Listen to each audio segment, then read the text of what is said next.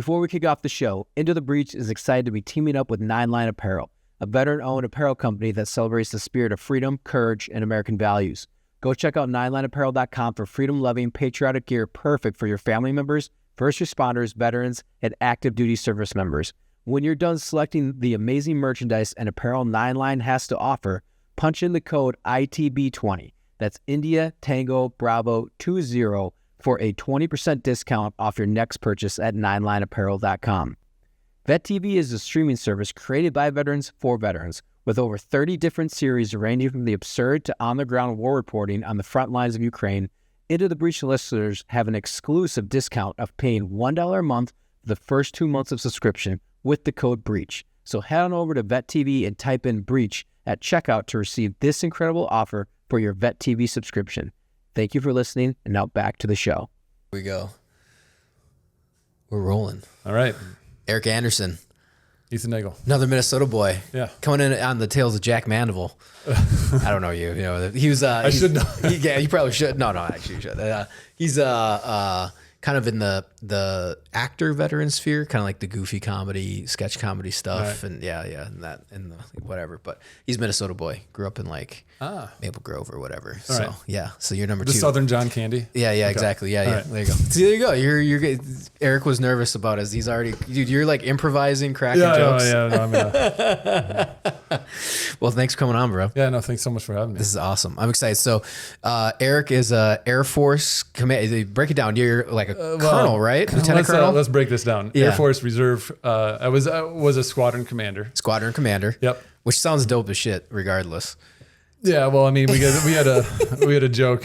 So at Air Force. So I was a captain. I was a lieutenant at the time when we met, and a joke with. You're good. You're good. Okay. Sorry. Yeah. No, you're good. We had a joke. Well, an Air Force lieutenant is like a corporal in the Marines or something, like whatever, it's like we're trying to have the equivalent rank structure. Yeah. I just finished up command in January. Yeah.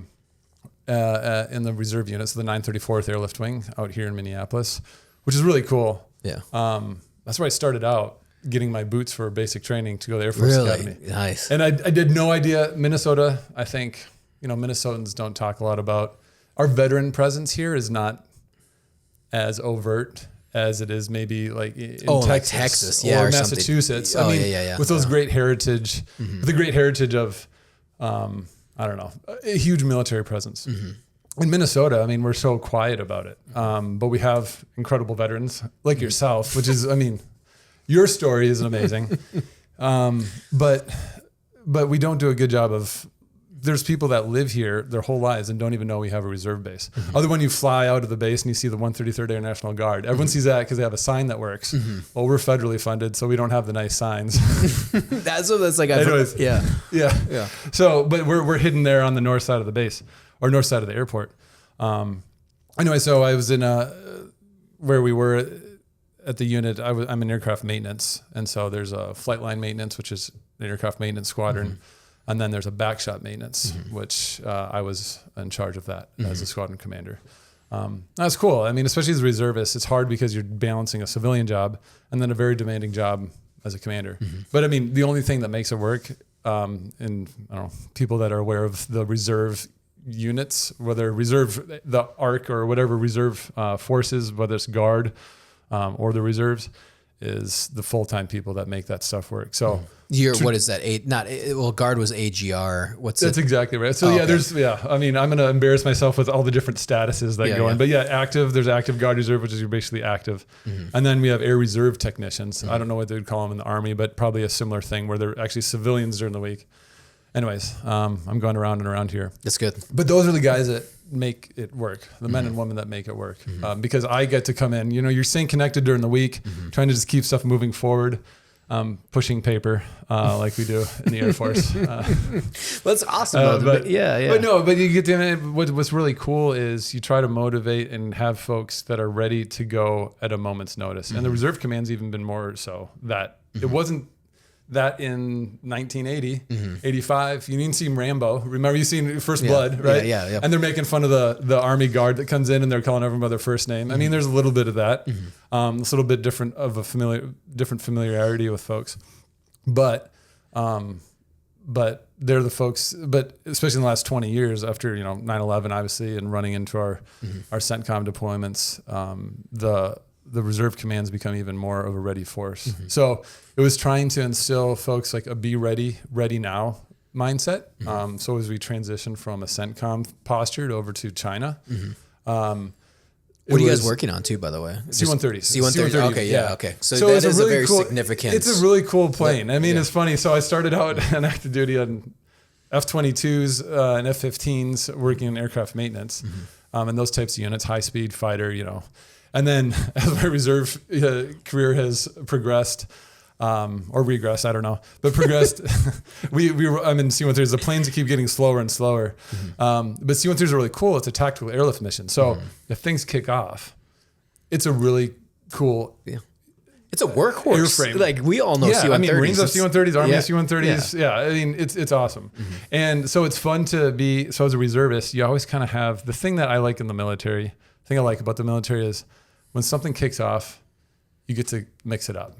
That's what we got to do a little bit. You just get pulled in to do just work. Just go to work and that's exciting about the C-130s. So, you get into different campaigns and situations in Southeast Asia.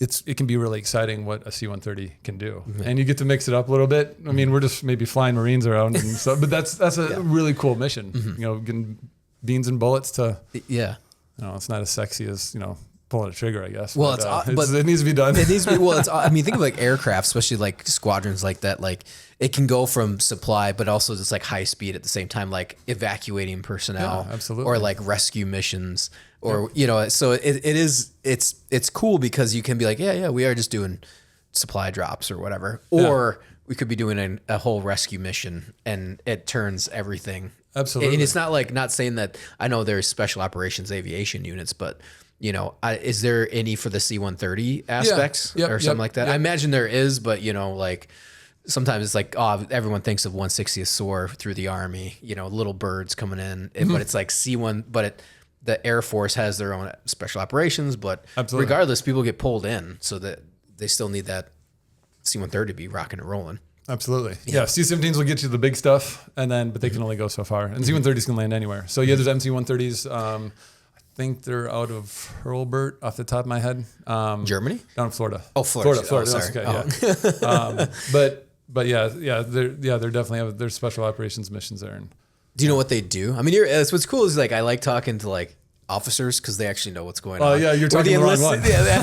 Because like enlisted's like, I heard they do this. What's your experience? And the officer's like, man, we just talk to each other. And it's a smaller community. I mean, they do a lot of tactical like aerial maneuvers. I mean, like things they can do a lot. They have terrain following radar. They can get really low in. They can go down and hide in between. Like valleys and rivers, like riverbeds and stuff like not riverbeds, if you will. Yeah. But get down below and where they can be lower and be away from a radar signature or evading a radar signature. That's pretty cool though. I mean, I mean, it's like a mini fighter plane. It's pretty cool. I've not been able to be a part of those missions. But those training missions are pretty intense, and the pilots are fantastic. That's awesome. Super skilled. So what got you rolling into the Air Force? Why the Air Force? Because you're a few years older than I am, correct? So right. Hails from Eden Prairie. Yeah, no, that's right. Well, we got to tell. Well, I mean, we got to tell the vectoring in story. Should we start? Should we? I don't know. Maybe that's. But yeah. No, I got in the Air Force. I always wanted to fly airplanes. I don't know why. I just was kind of attracted to aviation. Of course. Top Gun. I mean, it's badass. I had the F-14 Tomcat, like little toy that you could throw on and had the machine gun sound. That was like the coolest thing. And growing up, I don't know. I went to the Air Force Academy when we were out in Colorado for a visit. I was like, this is so cool. And at the time, like, oh, they probably got a runway and they're training fighter pilots there. Like even you're 12, 11, like that's what you think. I don't know. And then apparently I didn't research enough because I got there when I was 18. I said, there's no fighter. No, I didn't. What got me to so I always wanted to serve. I don't know. There was some stupid thing in my, like, I don't know. You watch war movies, like I want to die for my country. Yeah. I don't know if that's a stupid thing. No, I think it's like, you're just like motivated. It's just motivated. Yeah. I mean, I don't know, patriotic. Yeah. something, I don't want to say nostalgic is the right word, but there's just something I wanted to go serve in some way or form. And I didn't know how to do that. And as part of it was on me, like, who am I asking the right questions? The recruiters come in. I mean, you know what the Marines do, but you don't know what the Marines do. Yeah. Army, like everyone's got their stereotypes, but within each one of those services, everyone has something that's incredibly important to bring to a fight.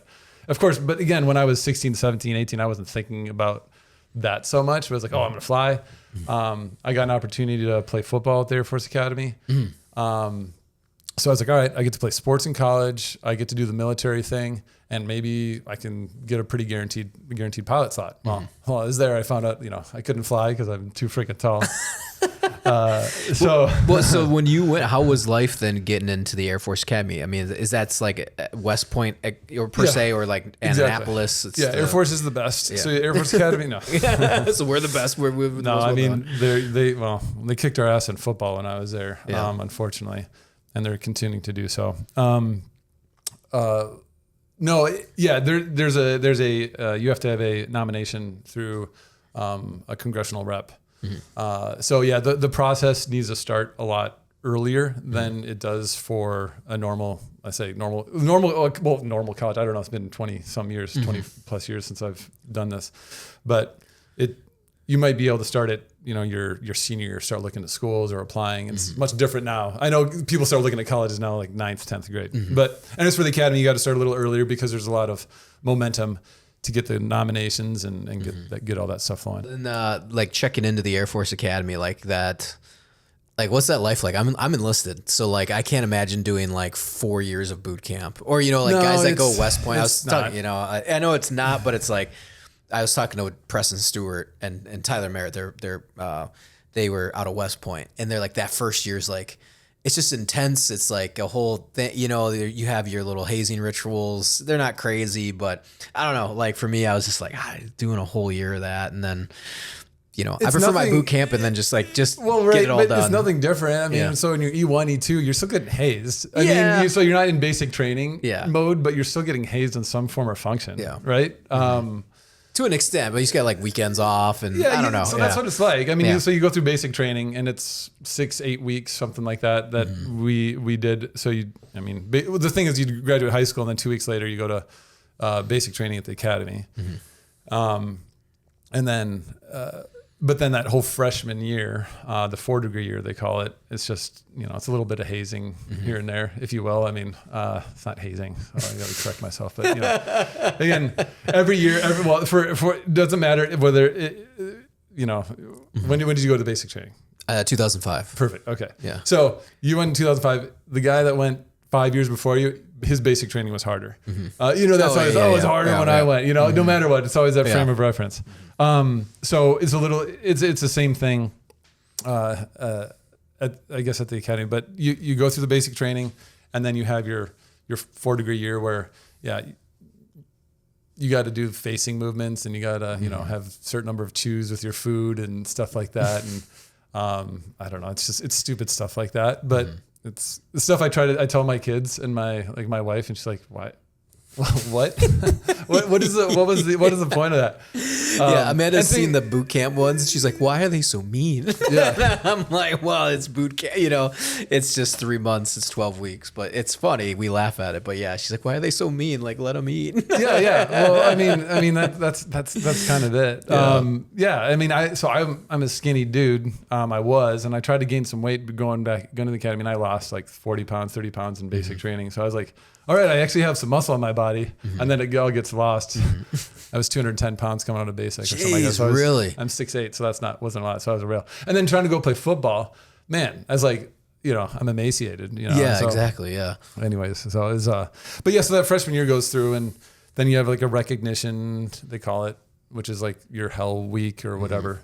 I think it was like 3-4 days or something like that. And then you get recognized as a 4-degree, and then you have some liberties and stuff like that. Yeah. And even as a 4-degree, you can leave on the weekend. There's passes and stuff like that. So it's not like you're restricted to base in perpetuity. Yeah. I just know Air Force life is awesome. Like I never talk shit on the Air Force. Like people are like, what do you, I was like, I love the Air Force. I was like, if I wouldn't say I would do it again, but I've thought about in past, I'm like, man, Air Force was pretty sweet. So it's like grass is greener. I say the same thing. Yeah. I mean, I wish I would have been a Marine. Seriously. I mean, then, gosh, I mean, I think everyone's maybe, I don't know, envious. I mean, I see what Marines are, and serving with Marines as close as I had the opportunity to, just utmost respect. But I think the coolest thing is, and I had a buddy I went to school with, he went in the Air Force and then he became a SEAL, and talked to him a few years later. And he's telling us stories about his training and stuff like that. And, you know, your jaw's on the ground, just hearing like the stuff that he's talking about. It's really cool. And it's like, man, you're just a badass. Like, how did you do it? He's like, everyone has their thing. Everyone is contributing in some way. Whether you're in the military, you're doing admin work, or whether you'd say something more broad, like I'm in the Air Force or in the Marines or in the Army, Navy. Everyone is bringing something to the fight, and everyone is doing something that is contributing. And I know that sounds cliche, but he's right. I mean, the same person that wants to be a SEAL, on the front end, the tip of the spear, or someone's like, man, I really like doing paperwork. Everybody someone needs to do that. Yep. Everyone's doing something. It's like, that's your thing. Like, just do your thing and do it really, really well and excel. Just be a master of your craft, right? Exactly. Is what it comes down to. Oh yeah, 100%. And I agree with you. I mean, I had buddies like that, especially Marine Corps is real heavy on that too, like Marine Corps pride. Oh, hell yeah. Awesome. And so they're just like, so guys that are not infantry, or the pogues, we like to say, it's like, but they love it. I had buddies that were just, dude, I was like, I know it's not anything sexy or high speed, but I just love doing like the manifestation, or I think, what was he doing? He was something to do with like IT, and he's just like, oh, I love it. And I'm like, dude, yeah, man. Like, and he loves the Marine Corps, loves the saluting and the, you know what I mean? Like that lifestyle. Yeah, and I was like, yeah, dude, love it. I'm not a fan, but but I'm like happy you are, like I couldn't wait to get out, but I have a lot of pride as a Marine as well. But like, but I was like, dude, that's awesome. Like, continue on. That's what I love about that's what I love about the Marines. And that's what, I mean, that's one thing the Air Force just doesn't have that, because they recruit a different type of person, good, bad, or otherwise. It's not better or anything like that, just a different type of person. I'll give you a good example.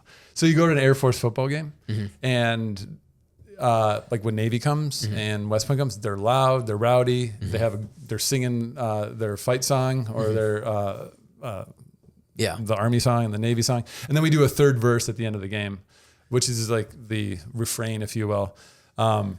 And the Air Force is pretty solemn. It's a good thing. It's kind of over reflective, but the Navy does it, and they're talking about drink to the foam, and it's fun. And they're just much more rowdy. The Air Force Academy is like they bring their physics books to the game, and they're studying. It's just a different type. I'm not saying guys in the Naval Academy aren't studying hard, but it's a different breed. It's a different mentality. Yeah, exactly.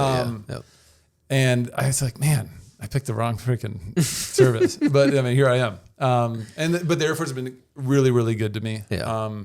No regrets. It's the same thing. You have no regrets. No, but would you would you say to 18-year-old Ethan Nagel? No, God, no. Would you do something different? No. Yeah.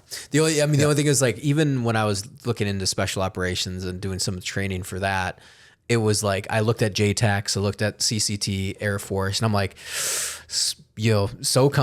And then I'm like, SOCOM. Yeah, I was like, SOCOM, and it's the Air Force. And I told guys, I was like, and not saying that it's not hard, but I was like, if you want to go into SOCOM in a very good position, or like, now granted, they don't have like the Green Berets or, the Army and Navy, depending on what you want to do.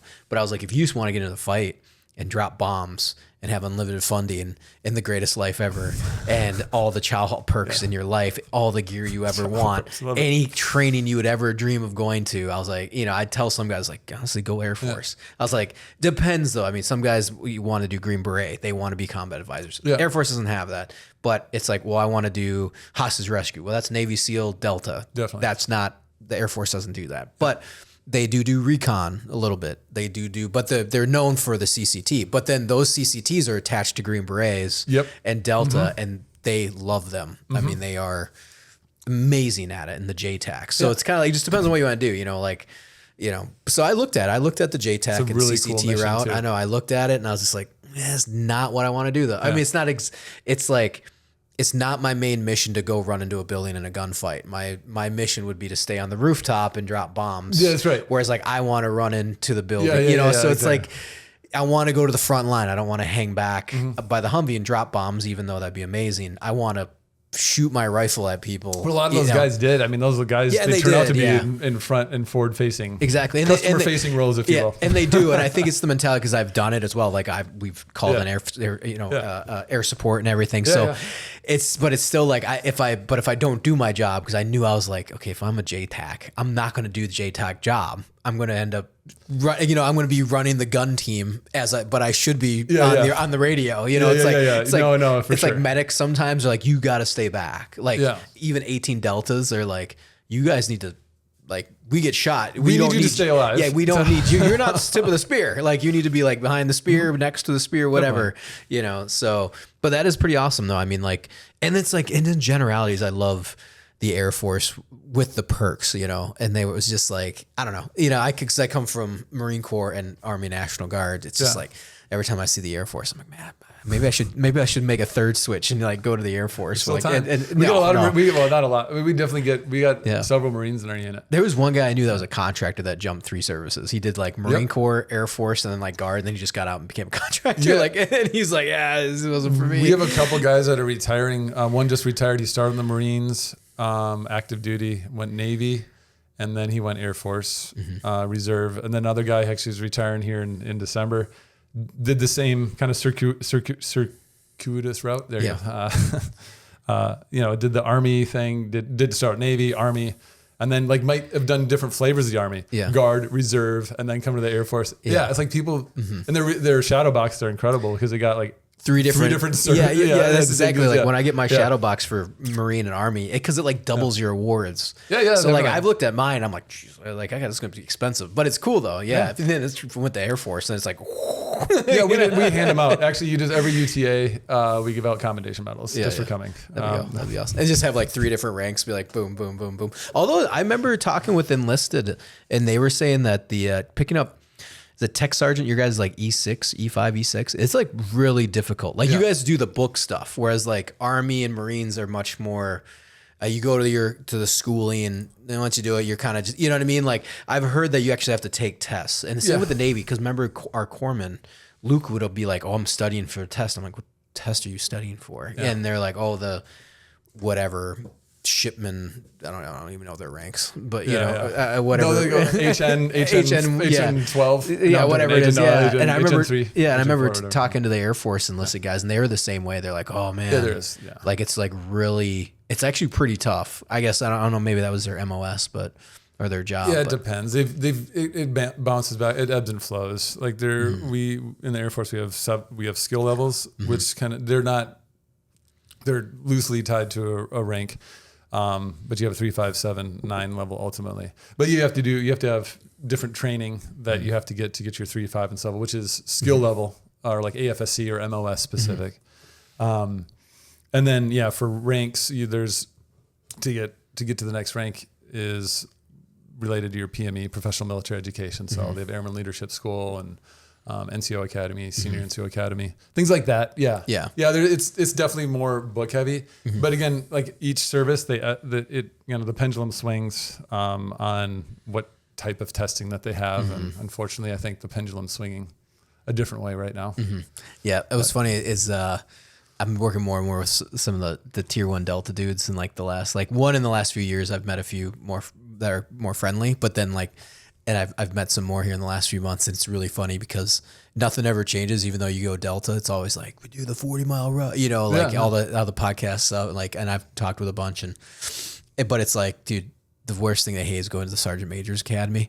And I remember I was hearing a few of them bitch about it. They're like, God, it's like just stupid college shit, It's like it's their nightmare, and they're just like, dude, you got to do it though, It's true, and I mean, I hate to say it, and.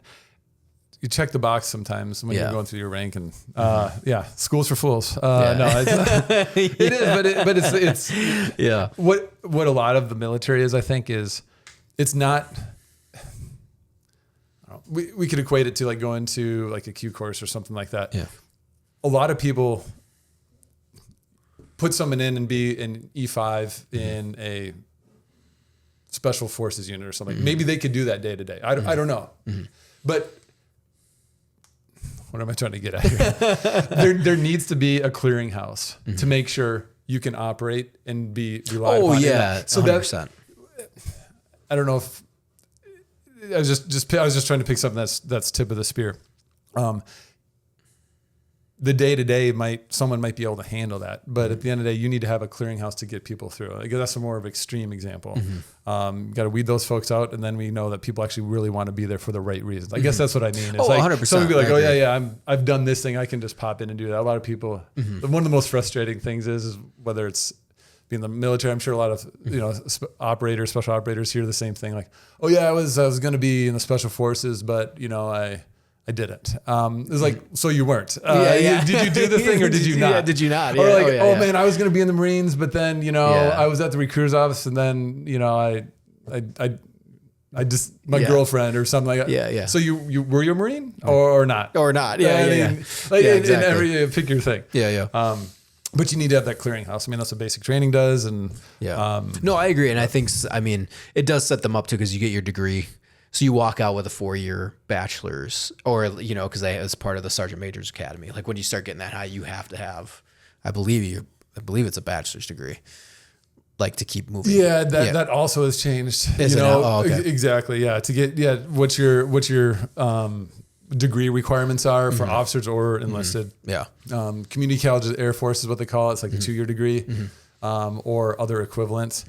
They used to have those be a barrier to entry again for certain ranks, but then again, it ebbs and flows. Sometimes it's a requirement, sometimes not. Honestly, I don't know where it is right now. Keep track of that. Yeah. But for officers, it used to have a master's degree. But then what does that drive? It drives not to be a officer, but to be like an 04 or 05. It depends. Like, it again went back and forth. But it drives a behavior of, all right, I'm just going to go and get my, something to hang on the wall that means nothing.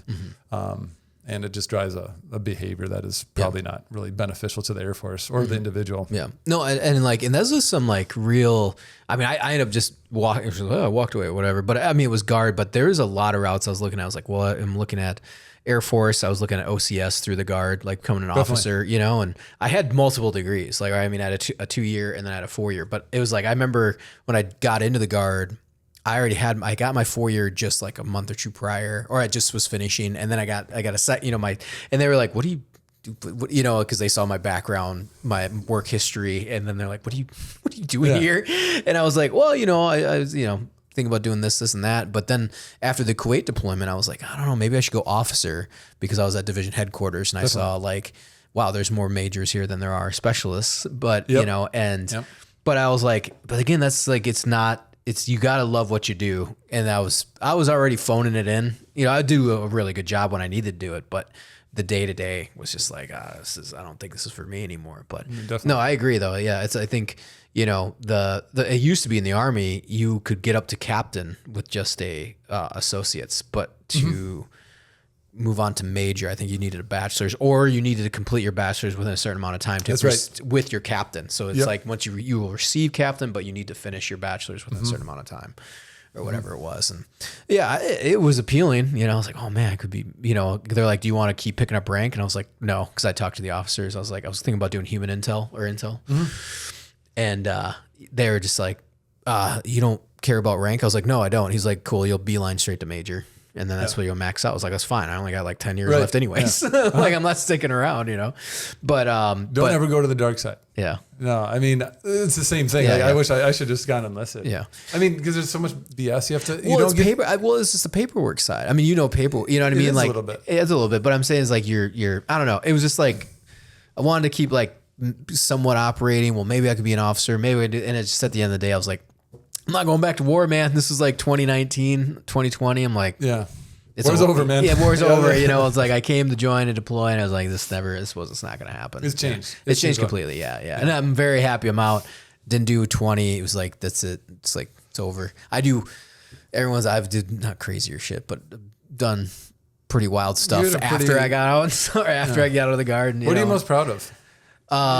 So in your career, what are you most proud of? I'm most proud of oh man. Well, my Marine Corps career, this is not an interview, by the way. I'm just this is a conversation. It's I would say I'm most proud of. Definitely proud of my Marine Corps career, and that was very lucky. So, doing 3 combat deployments and being a scout sniper. I mean, and then pushing myself as hard as I could for those 4 years, to get as much out of as I could. Cause I was never a career military guy, like ever. Like I was like, nope, I'm done. And then we worked with the Green Berets and the SF, and I was like, well, maybe I'll do that route in the Guard, but that was like an afterthought years later. But yeah. And, but that was my proudest, like, incredible. It was just, but at the same time though, it's like, it was frustrating, it was like, it was hard, miserable. I felt like I was like hanging onto a rocket the whole time. Like it's like. But what better time to do that, right? I think the Marines do that really well. You talk to a lot of guys like, how long are you in the Marines? 30 years? Because like you're like, like you pack a 20-year career into like 4 years. Like I was in for 6 months. I did 7 tours in Iraq. I'm like, what the fuck? I know. How did you do that? Exactly. And that's the thing is like, especially like after I'd gotten out in the war, the Afghanistan started like dying down in like 2012. Like it started going down. And I mean, it's like what I did in 4 years, most people don't do in 20. Yeah, I mean, good, better. Otherwise, it was a peak time. I got lucky, super lucky, And even then, depending for other people, that'd be very unlucky. Yeah, but I mean, that's why you are who you are, and that's what's so cool. I mean, everyone's got their thing. Yeah. There's some people like, man, that sounds like the worst thing in the world. But for people like you, I mean, that is the pinnacle. That is that's where you need to be. And what are you most proud of? Oh man. Oh, geez. I shouldn't have asked a question that I'm not prepared to answer. Because I was flipping on you. Mr. Officer, Squadron Commander. That's a good question. I don't know if I could pinpoint it to one thing. I think I'm most... damn. Why did I ask that question for you? I would say...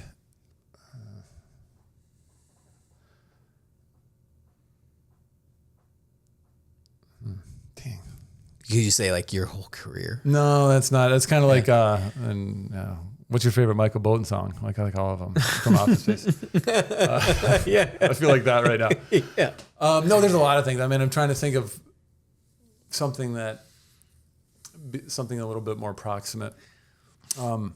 Most recently, I think I'm proud. One of the more satisfying things I've had more recently, because it's hard. Once you get off active duty, you have the go. I'll just kind of separate into two things. So in my reserve career, I'm most proud of being a commander. It was very satisfying. I put as much as I could into it. The hardest thing about being a commander, especially in the reserves, is I didn't want to be a commander, not because I didn't want to be, but because I was not going to be able to do my best. Wasn't going to be as much as my best, if that makes sense. Oh, 100%. Because you're always being pulled into, you got your civilian, you got, the three things, you got your family, your civilian job, and your reserve career. One of those is going to be pissed off at you or at any one time, right? And you're going to be screwing something up. My pain was like, I want to give 110% into that job, because that's what our airmen deserve. That's what my team deserves. And no matter what I did, wasn't enough, and it sucks. And that's a really hard thing to come to terms with. Yep. I agree with you on that, because that's what happened with the Guard. Was like, we're going to war. We're not going to war though. I was infantry, and you're going on a deployment, and it's just like, or I did Kuwait. You know what I mean? It's like, well, I performed well myself. I did very well. Got all the. I ran the personal security detail for the generals, and worked flawless for 9 months, and I put all my heart and soul in it. But at the end of the day, though, it's still like, but being Guard, it's like you're doing your best as no one around you is doing it. Yeah. So it's like I would try to, and I kept it going as hard as I could for 9 months. But you're still like, you're battling complacency, and like even some of the people are like, well, who cares if you're opening the door and doing it? It's like, you know what I mean? You're fighting everyone because they just don't care. Yeah. I think that I know how you feel, because it's like, you want to be a squadron commander, you want to be the best, but you're a reservist. And then it's kind of, you know what I mean? Like you're doing your best, but then it's like the airmen aren't exactly on their like active duty, me, it was like active duty counterpart. I was extremely impressed. I mean, you're going to have that. You're going to have your bell curve, no matter where you're at. You're going to have people that are on the low end that are in there just to get benefits. Sure. Those are those people. Yeah. Then there's people that say, man, I just want to do something cool. Yeah. And also go to school. Cause I mean, you're getting your 18 to 22, 23 year olds, but man, we have our full-time guys, men and women at every reserve unit I've been in have been top notch. So like going off active duty reserves, I'm like, oh man, what is this? No one's going to care. It was quite the opposite because people are at that unit. There's a lot more ownership than you get in active duty. Not that people in active duty don't have that. But no, so it wasn't so much that people don't care. It's just that as a reservist, you have much different demands on your time and you want to be able to give your all. And I did. I did everything I could, but it still wasn't enough. Yeah. Right. You're always missing something. You're just because you got things pinging you. Like I also have a job that is ultimately paying the bills, but I can't be ignoring this other thing. So you do a lot of free time for Uncle Sam. That's just part of the job. Yeah. Well, you guys do. I mean, like I remember seeing my company commanders and sergeant majors, like, they're a lot of guys don't accept the extra rank because they'll just like, I'm just going to ride it out because the amount of time it takes away from your weekly. It does. Like your week, they're like working on like Wednesday. And then you can't be mad at guys when they don't do stuff during the week. Cause like I could, cause I was going to school or whatever. Yeah, so I'll do it. That's cool. But like, I can't expect the private who's barely making ends meet for you to like get 5 different modules done before we show up on Saturday. It's like, well, if you want this is, then that is, or whatever, you know what I mean? No, totally. And they're like, I can't believe no one's done with this. We can't go do our whatever training. I'm like, well, pick one or the other because you have us for 48 hours. That's it. Like come Monday, dude, you won't see us for a month, but when guys pick up platoon sergeants typically platoon sergeant, that's like you talk about nightmare, like platoon, like an E5 or E7 platoon sergeant in the Army Guard is like nightmarish because no one's doing anything. You have to get all your checking the boxes and then you're working during the week to try to get, it's just like, and no one's paying you, but you have to get it done before the weekend. Otherwise they're going to look at you like, why didn't you have this done? And you're like, because it's the week, That's right. What do you want me to do? Exactly. So yeah. So I imagine as a squadron commander, it's you're doing the same stuff. But extremely, I guess, proud of it. I mean, maybe we do a survey here. I don't know how good of a job I did, but I mean, it's all for, did you do your best? I tell it to my kids. It's the same thing. You don't have to. Everyone's got a potential, right? Yeah. Just as long as you're pushing that potential. Some people's capability is here. As long as you're always pushing that, that's fine. But what really pisses me off, this is my theory on people, is like someone that's got potential up here, right? Capability, and they're operating at this level, pisses the hell out of me. Yeah. No tolerance for it. But if someone's down here and they're busting their ass, like using an aircraft maintenance example, someone just may not have mechanical know-how. Like they try to vet that out, through an ASVAB and going through school. But there's people that are like, man, I don't really know how to turn a wrench. I'm exaggerating, but some people just can't get it, but they're trying their ass off. They're working their ass off trying to figure it out. They just don't get it. So you try to find a home for those people, whether it's at a different service or just a different AFSC. Anyways, but like, so that's where I'm at. My potential is probably right here, but I work hard. I'm like a dumb dog. I mean, I forget to drink water and whatever it is. But the other thing I have to do, I mean, I think I'm most proud of, I was really proud of being able to serve with you guys in Afghanistan. That was an incredible opportunity. Let's dive into that a bit. How did you end up there? In case that for our audience knows, me and Eric served together in Afghanistan. Both Minnesota boys found it. And then I moved to Egan, and you're like, I'm in Egan. Yeah, and that was too wild. And then our kids were oh no, it wasn't even that. Like we met. Well, I knew you were in Minnesota, and then we were at daycare, and both of our kids were in the same daycare class. So we'll do the Tarantino here. We'll start at the end. Yeah, but exactly. We gotta. You were in Minnesota, and then it was about 3 years ago, and we're in. We knew we were in Minnesota because everyone's like, hey, have you seen Eric? I was like, he's around here. I just have it, and we were at the daycare and I was like, oh my God. And we just sat and like talked for 30 minutes. And my wife and I never go to date, but I think it was like my birthday that day and we were going to go out somewhere. And so the kids were in the car. Like, where the hell were you?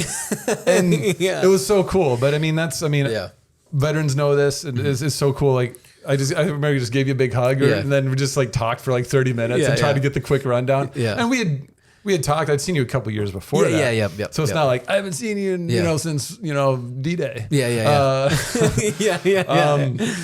No, but we saw each other, and but we were on a text thread with a couple folks that and so we keep in touch. But you have vector yourselves in. But how I got on that tasking, so at that point, again, that was a target-rich opportunity to deploy from 06 to 12. This time frame 10. What was that like in the Air Force? Because all my references from enlisted Marine Corps. Really good question. Okay, so graduate 06, and you're just like, all right, trying to find, we're going to deploy, right? I remember we're at the Chow Hall seeing Saddam Hussein's statue getting toppled, and it's weird, like. Afghanistan was weird at that point, like because 01 happened, and you're like, oh, Afghanistan's over. Yeah. Like remember they did the strategic bombing campains, the bunker busters, all that shit. I was in high school. I was like, oh yeah, Afghanistan, that's a thing. But that was it was quiet for a while, and then Fallujah kicked off, and Iraq was at the center focus, and then I wouldn't say Iraq was tempering at that point because it certainly wasn't, but 06, 07. And then Afghanistan started ramping up, 08. 09, right? Yep. And so, kind of as one was kind of ramping down-ish, Afghanistan started ramping up. So at that point, I was at Langley, first fighter wing. We had F-22s, and those things would just fly holes in the sky. It's a badass airplane, but there's not a mission for an F-22 in CENTCOM. Like, dude, do we have MRAP F-22s with like mine resistant bottoms? We can just roll them down, the ring road or something like that in Afghanistan. I don't know. Yeah, there just wasn't a mission. It's $1 billion paperweight. Even F-16s, F-15s. So F-16s is better air to air. F-15s air to ground. They have, but they're air to air broadly. You have an A-10, which is incredible, badass airplane. But they were even doing those air to ground. Troop support missions, close air support missions, which they can do, but they're not, that is definitely not a primary function of a multi-role fighter like an F-15. Anyways, so F-22s, pretty badass. We had the demo team there. We got to see an air show every Thursday because they would do their demo routes, and it was really cool. I mean, I love, if you've ever been underneath an F-22, helping guys launch an airplane. Got two big ass engines rumbling above your head. I mean, it's cool. Like if you like cars, noises, sound, I mean, it's just kind of like, it's fun. But at the same point, there was this war going on, and it's like, I need to help. I want to do something. And so I kept on bugging my commanders to get a deployment. Our unit wasn't deploying, certainly. So F-22s had just got an FOC, full operational capability, I think in 05 or something like that. But again, there wasn't a mission for them there. So, but they were, because Army was so overtasked, there were these things called ILO, in lieu of taskings. And they would come out, and they'd come out like 365, so year-longs. Some were like 6-month deployments, just like filling in here and there just to fill in various Army roles. And so I just kept on raising my hand. Yeah. Go, can I go? Can I go? And finally, I pissed him off enough, probably screwed up enough. Like, yeah, we don't need this guy here anymore. Let's go. So I got an ILO tasking with the Army. We got to do training at Fort Riley, which is incredible. Sing the Big Red One. I'm a total homer, dude. Yeah. See, that's why I love a lot of the Air Force goes, this is stupid. I was like, I eat it up, man. Yeah, I know. I love, dude. That's why I just love the old school military shit. That's why I love the Marines. There's a culture there. The Air Force just doesn't have that. And I missed it. Missed it. I missed. Yeah. I didn't get it. So it was like, I didn't have a childhood. I didn't have a childhood. I wanted to go back. And it was fun. And so we got to do the thing, and we had a lot of Afghan vets, guys that had already done Afghan tours, and they were teaching us. We had like 2.5 months at Fort Riley, and you do, the patrol, 9-line, all that kind of combat. What was your tasking? Or what was like the mission? Tasking there was, I was a brigade operations officer for, gosh, was it 3rd or 5th Kandak, whatever it was, 3rd Kandak. It was 3rd Kandak. We were, I have the. Where the hell is it? I know. It's over there. Yeah. It's flags over there. Yeah. Yeah. Anyway, so we were there, and I was up there with Colonel Sanchez. Yeah.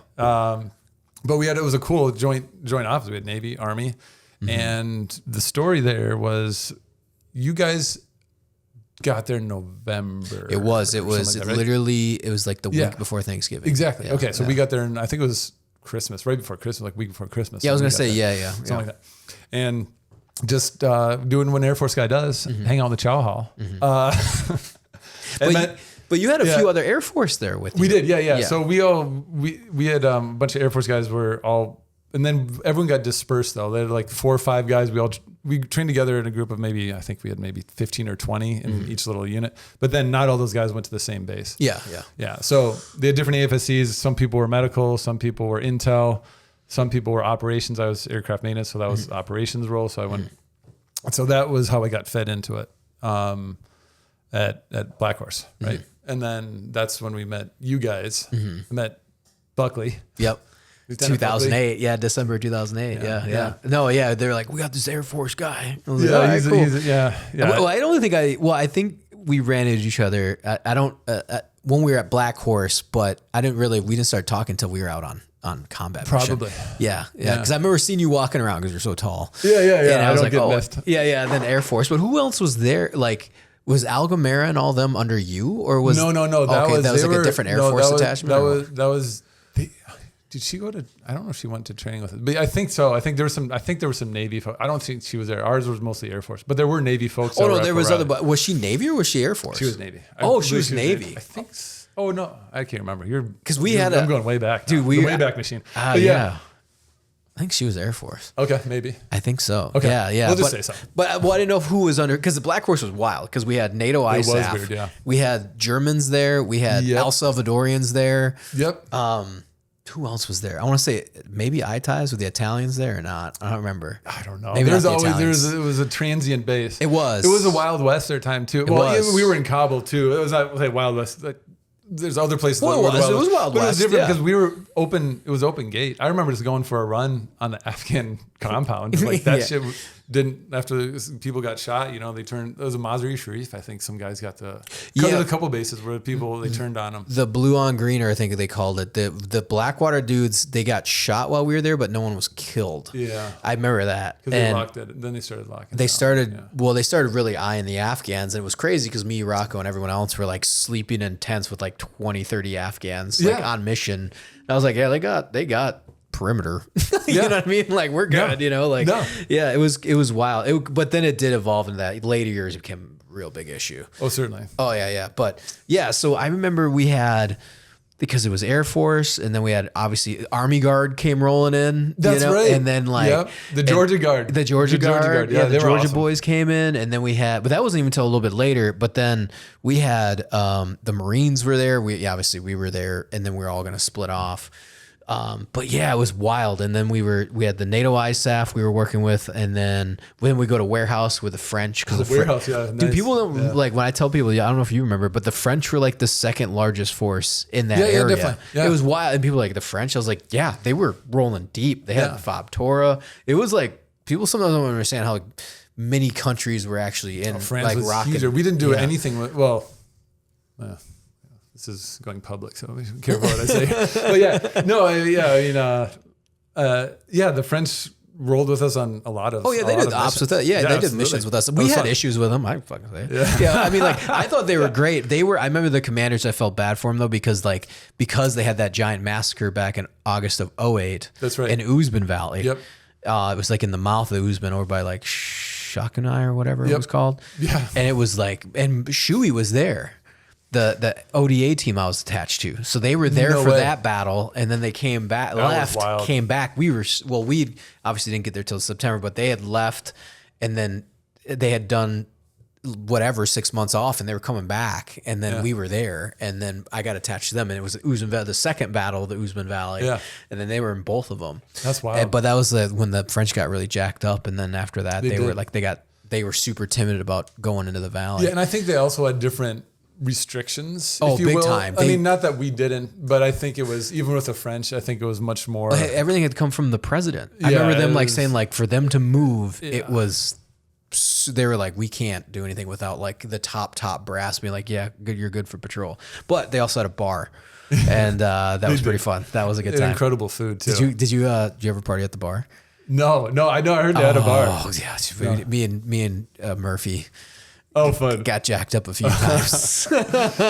Came rolling in, man. We were drinking, I think it was El Dorado beer or something like Love that. it. And 1776 or not 1776, whatever their beer is, like Oh yeah, 1625. No. They sell it at it's, Total Wine. 1667 or 1667 Yeah, or I know what some you shit. mean. Yeah. Yeah. We get hammered and off Heinekens. of that. And we got Heinekens. We got Heinekens. Yeah. Well, we bought out the black market Heinekens in Sarobi District. Oh yeah. It didn't take much, but they're like, we would go to our Terps, like, can you get us more Heinekens? They're like, there is none.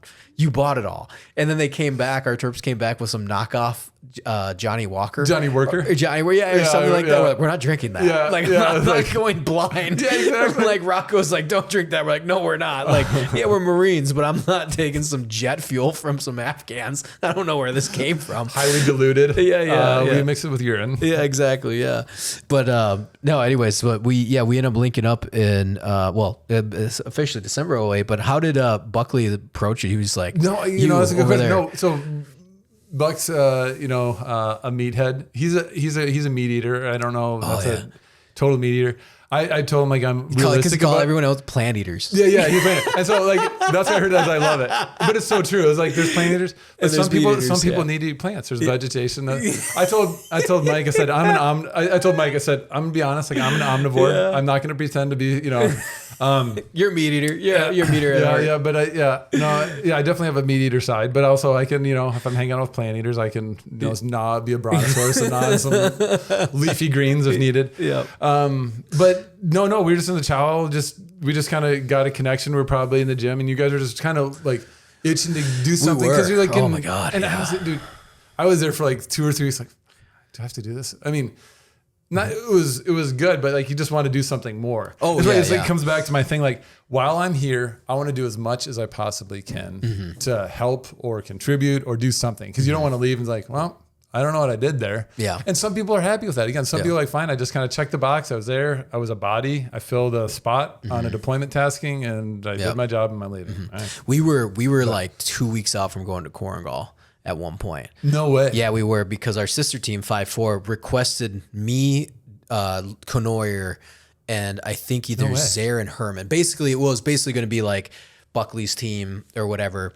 And I remember going the first month and a half went by, and I went up to Rocco and Buck. We were kind of there, and I was like, "You need to send us to do something.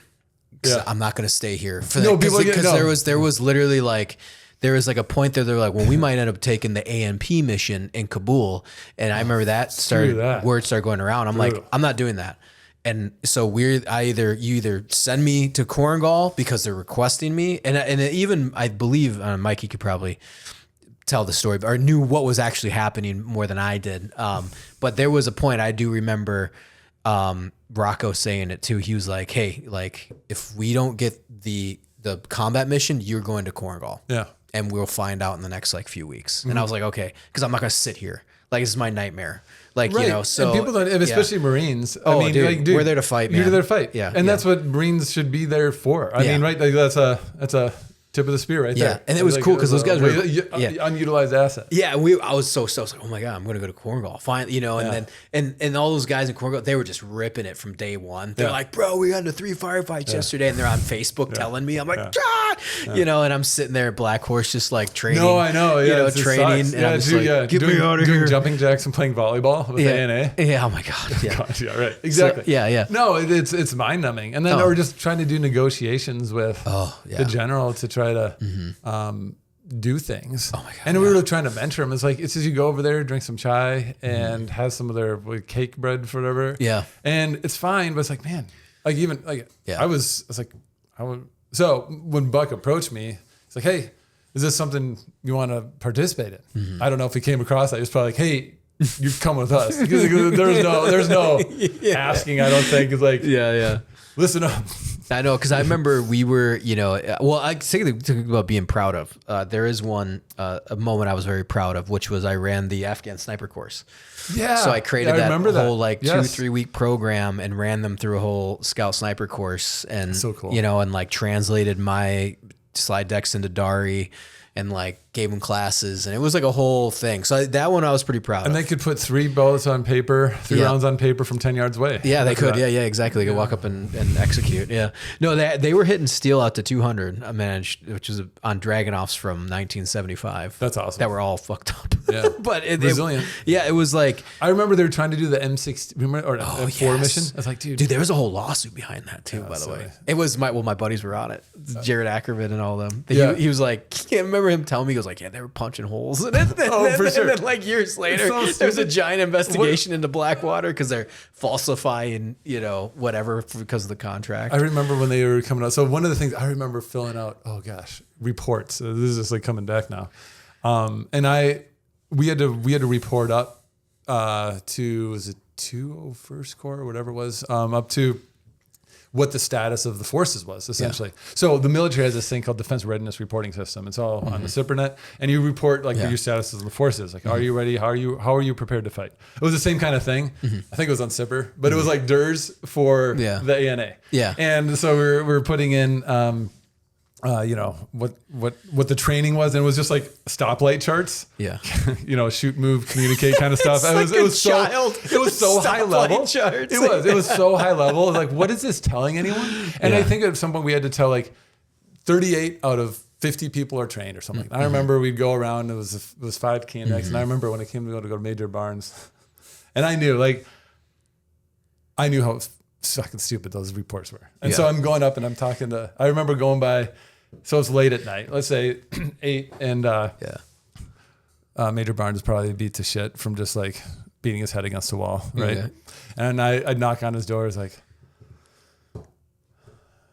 can you give me some numbers? I was like, I don't care what they are. Just show me something. And he, like, there was an mutual understanding. Like, I knew what I'm asking is bullshit. Yeah. And he's like, I'm going to play the game for you. And and he was very respectful. Yeah, well, he's a Green Beret. He's a Special Forces Green Beret major. The ultimate pro. Ultimate pro. Yep. I mean, I know you guys have tons of stories from training, and but yeah, and so I always knew to approach it like, so here's an Air Force lieutenant approaching a major in the Army Special Forces, badass. And I was like, all right, so I'm trying to temper my enthusiasm for reports, of which I had none. So we had to, that was part of the game, and I could tell there was a lot of frustration there. But that the whole movement, and I was just talking to someone about this a couple of weeks ago, when Major Barnes is like, we're going to go in the Uzman.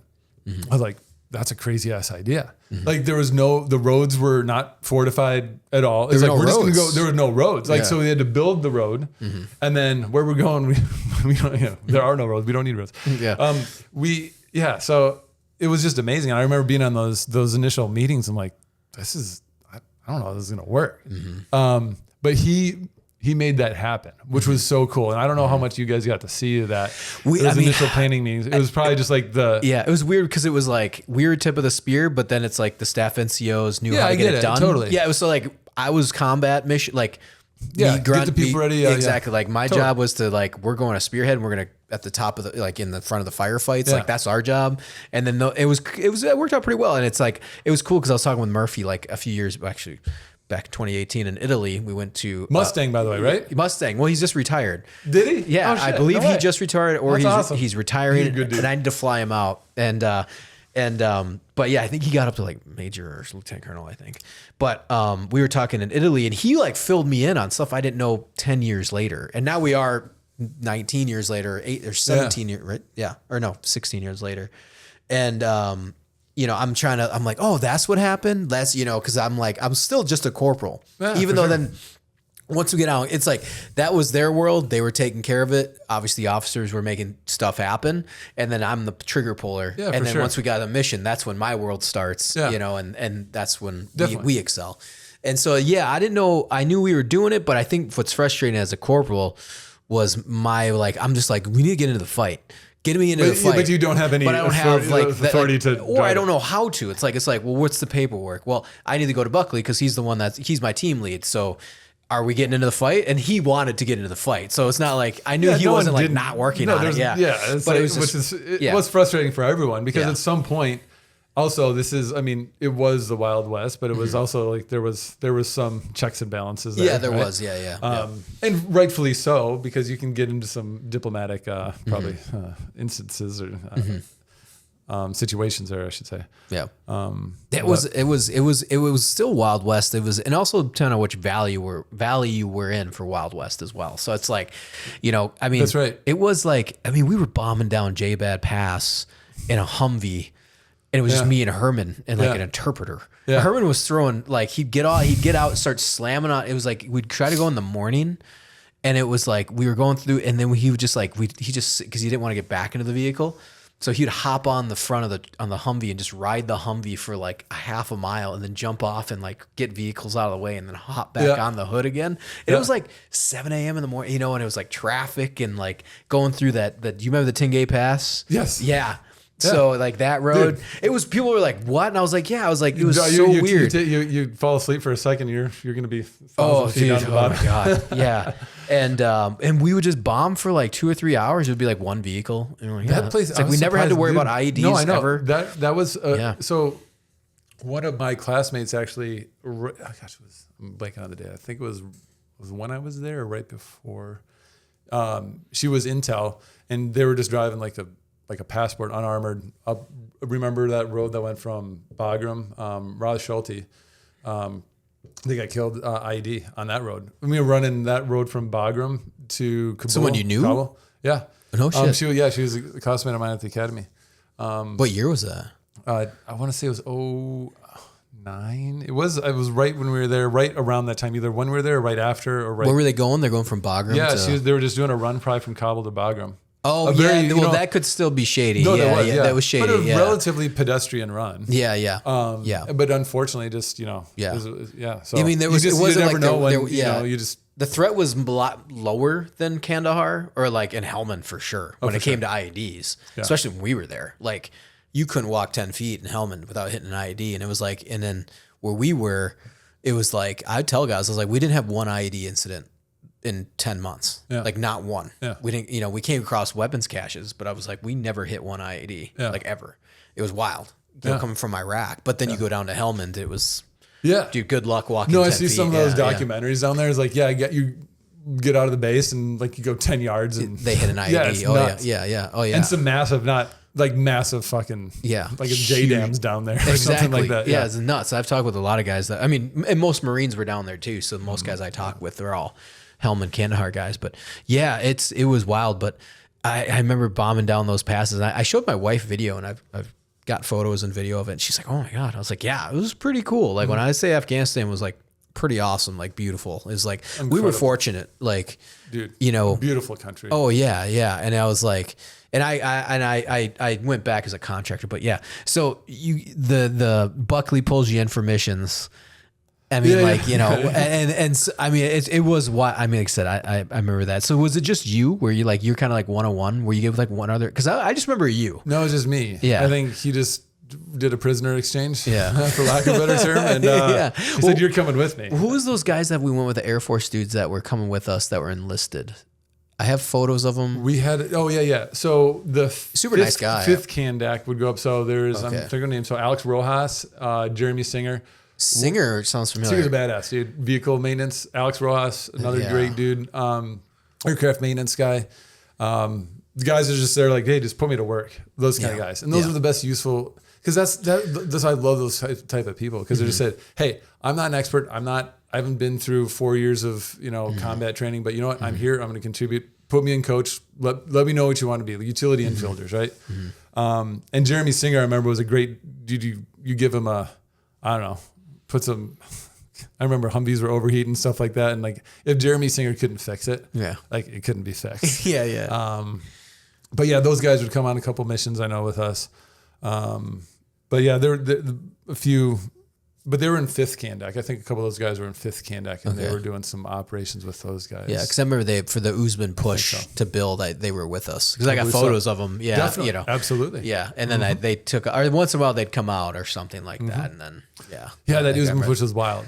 So I remember, and tell me if I'm recollecting this correctly, but the initial plan was to take over the A&P base, not take it over, but like to co-locate with them. If I recall, we did. Yeah. But then they were not too keen on that. No. So then it was like, screw it. They bailed. Rocco basically said, going over here. And that's when they started building up the base. Just pouring Hescos. And they bailed. Yeah. They were gone within like a few weeks. Yeah. And they're like, well, everything's good here. Yep. I'm like, really? Because there's rat lines all over this fucking valley. Yeah. And then we get there and they just bail. Yeah. It was like empty. I think there's like one guy that came in just to sit in the A&P station, which literally like no one was in there. I remember we just drove by and it was just like one vehicle and like one dude. And when we got there, it was like 30 dudes or maybe probably not that many, but the A&A was, I think those guys were pretty squared away. The A&A but weren't the as A&P was corrupt. a different. A&P was a whole nother animal. They were like super corrupt comparatively. A&A was at least a little more. But also like probably a lot of those people are just trying to survive too. Oh yeah, they were. It's like, dude, yeah, I'll get a paycheck that is probably paid by the United States government somehow indirectly. Get my police paycheck. Police. Yep. Exactly. Yeah, I was not going to trust much farther than I could throw them. And those guys, and there's a few guys too that were like super motivators. The first sergeant there, Sharina, he was my first sergeant, and he was like all about killing Taliban. He wanted to get into it all the time. He was a great dude, super great dude. But he took over recon platoon, or at least was in charge of it, and because I was weapons company, I believe, and then it just like turned into. Recon platoon was basically all I was running at one point. In fact, I don't even know where the rest of my weapons company went. But we were like, yeah, man, we're here to fight. So whoever's coming with us, like you're supposed to be fighting alongside us. I'm going to take you guys. Yeah. But they were stationed at Tora. So that's why me and Murphy were at Tora a bunch, because recon platoon and third company. Yeah, I think no, I take it back. We were third company, I think. And third company was like, I don't even remember. Where was the other co-location they had? Honestly, I can't remember. And then our commander just bailed. Like we went on a combat mission. I don't remember his name, but First Sergeant Sharina just basically took over the company, and he was like, he was the dude running it. The captain dude? Well, he was a captain, yeah, but I don't remember. It was an Afghan. I don't remember. No, I know. He's a fat dude. I can't remember. No, it was General Zamrai. I don't remember. Captain, I don't know. I just remember. I don't know. I just remember like trying to go on a mission. It was always like a negotiation. It was just right. What? It was just like this. And I'm not like I don't like doing this. I was like, are we fucking doing this or not? Like, I don't know. Well, that's why we ended up just doing a bunch ourselves. Yeah. I know. That's why it was exactly. I think it was just like we're doing these things. Yeah. Yeah. It was very challenging to try. Yeah, it was like a negotiation on everything. It was like it's exhausting. Yeah, because they needed to be a part of it. Yeah, they needed to be there. Yeah. Which was a good thing. Yeah, but also like if you want to go out and have a presence in the valley, you need to be leaving the confines of Cop Rocco. Yeah, exactly. What was when doing that clearing op? Luke always brings it up. You guys, I think he had a bunch of beers that he took, or you guys had a bunch. No, Buck had some, and he snatched them from Buck. Or that was it. Yeah, I got a picture. Equivalent of like that's a really cool. I got some great pictures, and that's one. And I joke around. I was like, "Oh, you're camping." Yeah. Or no, it's you. Maybe you. I said that. Yeah. I said something like camping. It's like I know it's a joke. But yeah, we're doing Overwatch or something like that. Yeah, because I was like jumping around, and it was it was me and I think it was Zaire.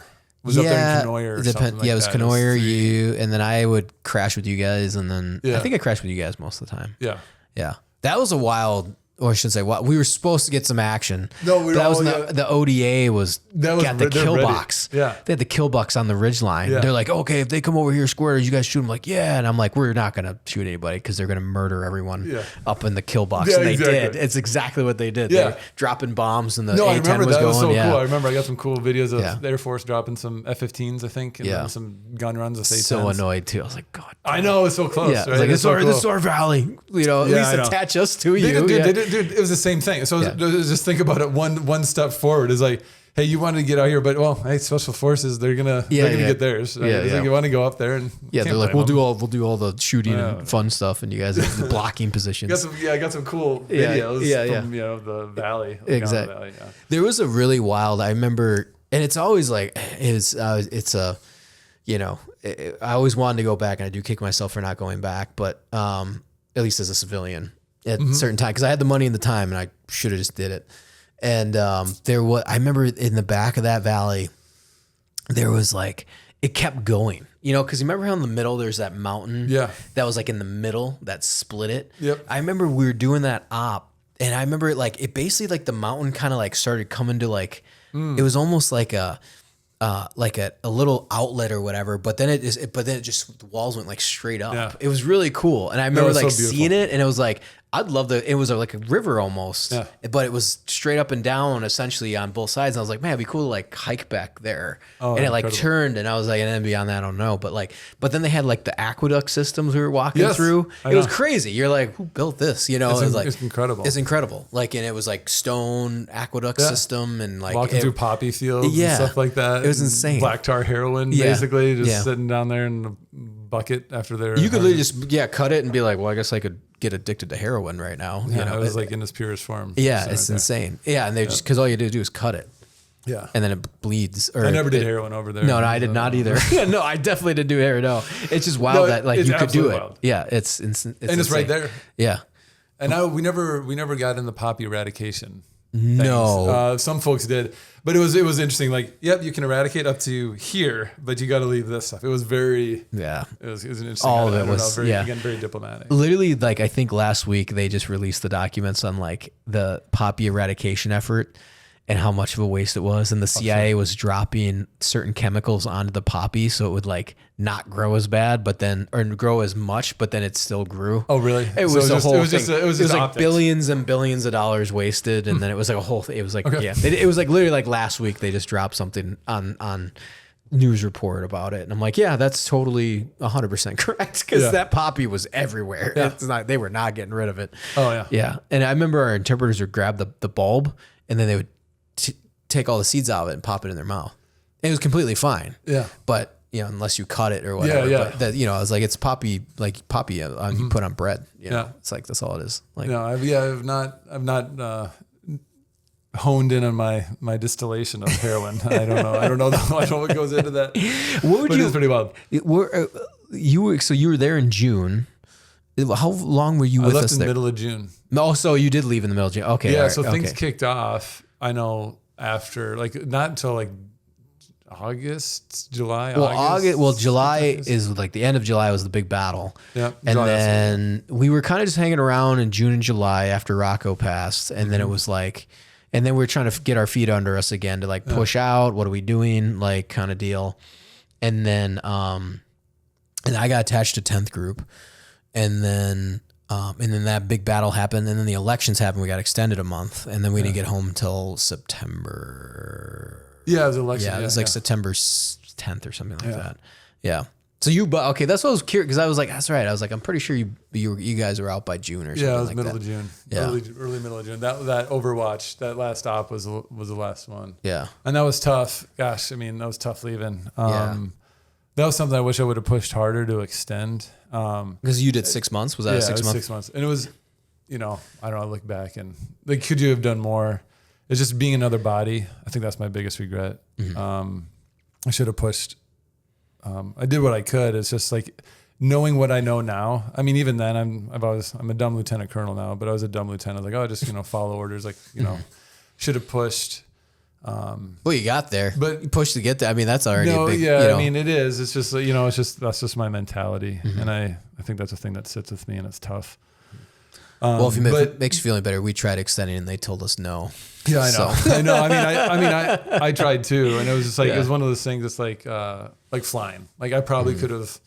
I really want to fly. Like I probably could have found some waivers, or knowing what you know now. There's always a way to get something. And I'm too much of a rule follower sometimes. Yeah. Like, all right, well, I'm just going to do my thing, and I'm a good soldier, in the generic term. Yeah. I'm not. You don't know what you don't know. Yeah, I tell people that, like, it's like, we're close to 40 now. It's like, okay, if I knew this about the Army, I knew that about it. It was like, well, yeah, but you can't change what you don't know what you don't know. Yeah. I didn't know all sorts of stuff, like, yeah. No, and then also it's luck too. For the Marines, it's luck. Yeah. It was sheer luck, man. Like, I had friends of mine that never saw a lick of combat in the same generation as me. Yeah. it's just they missed Iraq, and then they did 2 crappy Iraq deployments that were nothing, and then they left, and then Afghan, like their boots went into like Marja. Yeah. So it's like it's just timing, man. 100%. And you can't recreate it too, because we tried. Like we were like, I was like, well, maybe if we extend for the next ETT, that would have been a disaster. Like it was just those guys. I mean, that was the Medal of Honor run that Meyer did, but it was also guys were getting killed before they even showed up.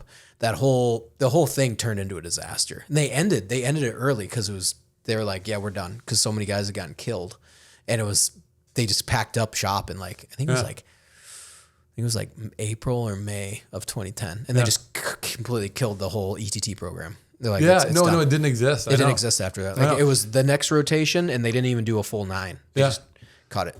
No, and I was looking for those because they even had the other things that they had. The Army did those with PRTs and stuff like that. Yep. All that stuff went away.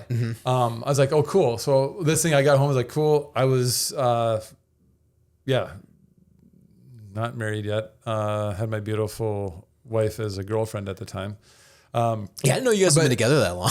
Like I saw pictures, she you're was like, there, and I'm like, oh shit, you guys have been together since then. Yeah. She had probably a few boyfriends when I was gone, but but same thing. It's like, man, dude, that's the time to mix it up. I mean, it's so different. I mean, you got kids now. My willingness, like you still want to mix it up, but now it's almost like a selfish thing. Like I want my kids, I'm probably a shitty dad too, but I want my kids to have a dad around. Like you don't want to be doing stupid stuff. Amanda lets me mix it up, get a little spicy. Yeah, you still mix it up. I'm gonna mix it up. She I need to mix it up. Yeah, you have like to. she knows that. She's like, I gotta let you out. No, for sure, cage, dude. You know, let you off the leash for a few weeks whatever at a that time. outlet is. Whatever that outlet is, 100%. Yeah. And Emily's the same way. Whatever that outlet is.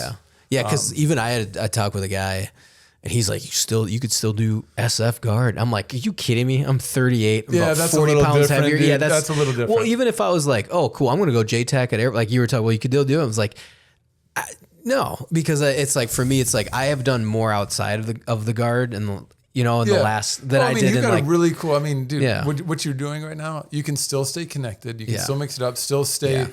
Well, I can go into Ukraine. I wouldn't have been able to do what I did in Ukraine with being in the guard, because you can't, as like in the military, even if guard, you can't go to Ukraine.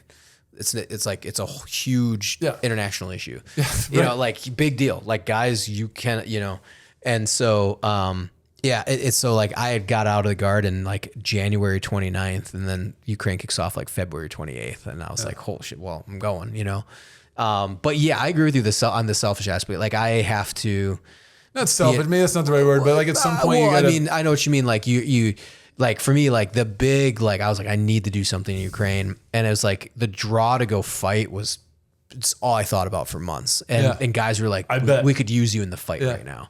And then it was like, okay, maybe I don't fight. That's a buzzsaw there. Though, oh, man. Dude. Yeah. Well, in the early days too, like it was like, I was like, dude, I want to go get a javelin kill. Like, I was like, I'm ready to stack. Would that be badass? And it was just like, and it ate at me, but I knew, I was like, but I was old enough and I wasn't like, I was like, I thought about it too. I was like, one, if I didn't have a kid, I would have stayed and volunteered to do more stuff on ground. So either medical runs, gone into like deep into enemy territory, like recoveries, all that kind of stuff. If I wasn't married, then I would have been like, all right, cool. Like, get my ruck and we're going, and I knew guys that had done it and they did it. I knew one guy, he did it for like 2 weeks. He goes, I had to get back to my job. So he joined the Legion for 2 weeks, fought the Russians, and then came home. He's like, I'm burning up my PTO. But you can do that. You can do that. Yeah. Well, then you can't really do it now. But like in the early days, like during the invasion, it was like, all come one, come all. They've organized a bit better. Yeah. But even I agree with you, like mixing it up and getting spicy and keeping one. I always try to keep my finger and pulse on what's going on. For sure. But it's cool though, because it's been like, really good at that. well, it's just like, I like that. I love that world. But it's not my passion completely, like filmmaking is. Yeah. So, but like, I love talking with you because be like, all right, cool. We got a C-130 Squadron Commander. What's going on? Okay. Well, or something like, I know a guy that's running medical supplies into the Kurds and weapons and stuff. That's the hardest part about retiring it too, is like, it sounds weird. You kind of waiting, like, I want the flag to pop, flag to go up or something like that, because it'd be fun. But where I'm at? Yeah. It's the same thing. Like a couple of years ago when Ukraine kicked off, we had a really cool opportunity to go to, we didn't know, in the reserves, we have deployments and we have Air Force called AFROGEN, so deployment cycle. It's just, like the old AEFs, Expeditionary Forces, MEFs, MUs, stuff like that. You have rotations. You got your prepare to deploy, ready, your ready phase, your training phase, stuff like that. And you build up to a deployment, right? Okay, now I'm ready to deploy. Well, those are a lot of times, a lot in the reserve forces, and especially over the CENTCOM days, it was very measured, especially from an airplane standpoint, because airplanes are different. Like airplanes, you can only fly airplanes so long in shitty areas before you have to go and like overhaul them. So you can't fly them an extended period and like, find dust in the CENTCOM. Yeah. So where I'm going at is like these no notice deployments. When we had one, it was like a Thursday afternoon, and we're getting some text messages like, "Hey, this tasking's coming down. We got to go out and help support." It was called a request for forces to go help with. The Ukraine had not kicked off yet. It was mid-February. Oh, but really? Russia had at the point had postured all around Ukraine. So somebody up there was like, they're about to invade. Yeah, dude, it was, I mean, it was all over the news, right? There's nothing secret about it. Yeah. And but so, a lot of people were like, this is just a training exercise, is what they're doing. Exactly. And then it popped off and be like, oh shit. Yeah. No, so that was really cool. Yeah. Not cool, but just a really exciting time. And this is why you go in the military, to go help. I mean, Ukraine was in a point like, all right, we're going to do something, especially in the reserves. Like, oh, cool. This is an opportunity to go and say mix it up or whatever it is, but go help contribute. I think that's ultimately what it is. Like, can I do something to move the needle, right? Exactly. Yeah. And 100%. We go there, and it was, we don't know, you're gonna show up to Ramstein and you don't know what it's gonna be. So you went to Ramstein? Yeah, I went to Ramstein, and then so I was the commander for that team, and we mixed out with Savannah Guard, Air Guard. Yeah. They were awesome. Great. So we had the Minnesota and the Savannah mixed together, kind of like the Georgia Guard. Guys just want to go like, man, just going to fix airplanes, and like, they're fantastic. Yeah. It was cool. That was a fun like leadership challenge to try to get folks to work together and like a new unit and perform and, create, generate aircraft. It was fun. But we go there, and it turned into a total, make fun of it, like a total Air Force deployment. But it was, we were hoping no one was going into Ukraine at the time, obviously. That was not the end goal. But like, hey, like I wanted to go hang out in tents and just rough it for a little bit. At least run like supplies to Poland or something. Yeah, do something. I didn't want to sit like and like eat hot chow. Like I wanted to, this is I'm the outlier here in the Air Force. But they didn't, but they're like, hey, we got some dorms that are available. And they were like nice little like TLF, like family facilities. They're brand new. It was like, but it was everything that I didn't want it to be. But no, from a creature comfort, it was fine. But what was really cool is the mission was awesome. So what did you guys do? We were just loading, everything from, we had bombs, small arms, stuff that were running over to the Army. And then basically what would happen is they would roll it in, then it would go into like Poland, Romania, and then that would go into Ukraine. Okay. Right. So C-130s were doing that tactical airlift, that last leg piece. So C-17s bringing to Ramstein, then C-130s would do the mission. Which is, by the way, that's awesome. Yeah, you said you were like overseeing. Cool. And then talking to pilots and stuff like that. And then they were also doing this came out right at the end of our deployment, but it's all open source. But they were doing, they were pulling folks out like under the cover. So this is interesting. Like they're under the cover of darkness because under the cover of darkness to go do like HIMARS training in Germany. So they would train up Ukraine and then send them back. So, but they were basically shoving people in and out over the border to go get trained up, and it was just cool. It was a cool mission. Like you don't get to have that again, I say the word close to the flame. But it was fun to have something that was. But at least you did something, because the worst place that would have been is you sitting as a Marine in the barracks watching the invasion happen, and at least you guys got to go like help, be like, oh yeah, we help run weapons and stuff to pull in. You can't do anything. It's this feeling of helplessness. So it's the same thing. So talk about like, so this is. I'm not going to try to draw parallels between me and Buck or anything like that, or Barnes, because it's the parallels are non-existent. But I just meant that, like, so when I was there, I was like, what can we do to go do something? I was like, let's go mix it up. Like, can we get missions? But of course, so as a maintainer, so aircraft maintenance, so I was like trying to get the pilots, like where are the missions? So we're actually going up into the Air Operations Center and getting some intel on like where can we go to bring the fight closer.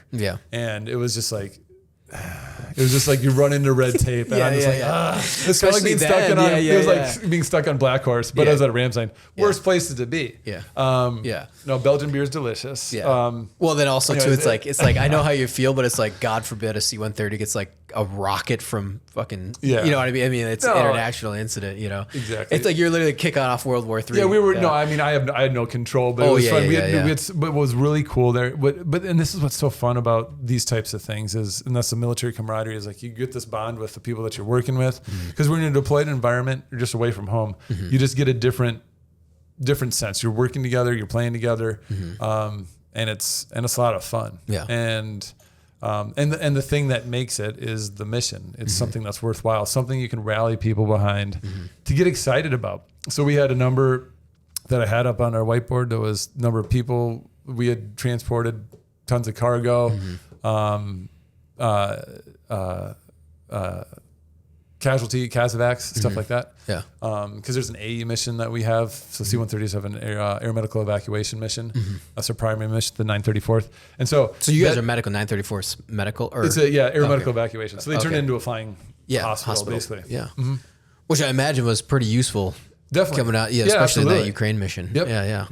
Yep. So they had some folks that were like journalists, I remember, that got bit by bullets and stuff like that, and we had to bring them off. It was pretty cool. I mean, just being able to help, it's just in a place where you can't go mix it up and can't do the kinetic portion. It was actually really rewarding. And especially in maintenance, like they're not the ones flying the planes, but it's kind of like there's this forgotten mechanic poem. It's like the grease stained man with a wrench in his hand. Like I put him there. Like it's hard to be the person, like I'm a great ass mechanic, but like they're still meat eaters. Like a lot of mechanics, they are meat eaters, but they just aren't the ones pulling the trigger or doing that kinetic mission, but they're still making that plane do that kinetic mission, which is really cool. And I always try to instill that in aircraft maintenance. So in C-130 is a little harder because there's not a kinetic mission, but we can still enable a kinetic mission, right? Yeah, absolutely. So that's awesome. How long are you guys there for? It was just 3 months. Okay, 3 months. They're short. It was a short. So it was one of those things like, might be there for 45 days. So we got there and it was 45 days. And then within a week, once everything kicked off, it was 90. So it was just, so you got there in like rotation. March then? Yeah, no, February. February. So you guys were there for like the big, when people talk about like the beginning, that's the first 3 months was like the spice, not spice. It's been very spicy. Yeah. But they're talking about the first 3-4 months of the war was like super wild. Real wild, shaky. Didn't know if it like, I remember we were always like, every day was like, Kyiv still stands. You know what I mean? Like it was like, we didn't know if it was going to fall. No, it's wild. Like the whole thing was insane. It was so cool to see Ukraine like stand fast, right? Oh, it was awesome. And just didn't see things push, and it was so incredible. So when I say it was cool, like, I mean, it's tragic what was happening, but it was, again, cool and rewarding to be able to help do as much as you could. And I remember seeing on the news, you see the funding that got approved, like 800 million got approved. And then we might have missions drop off or stuff like that because there was no more funding to go support those missions. But then within days, we would start seeing more missions drop. Oh, really? So it was all very, the hysteresis or latency from funding being, like you see it on CNN, like, and then now we start seeing, that's how quickly that stuff flows. Like that switch gets turned on pretty fast.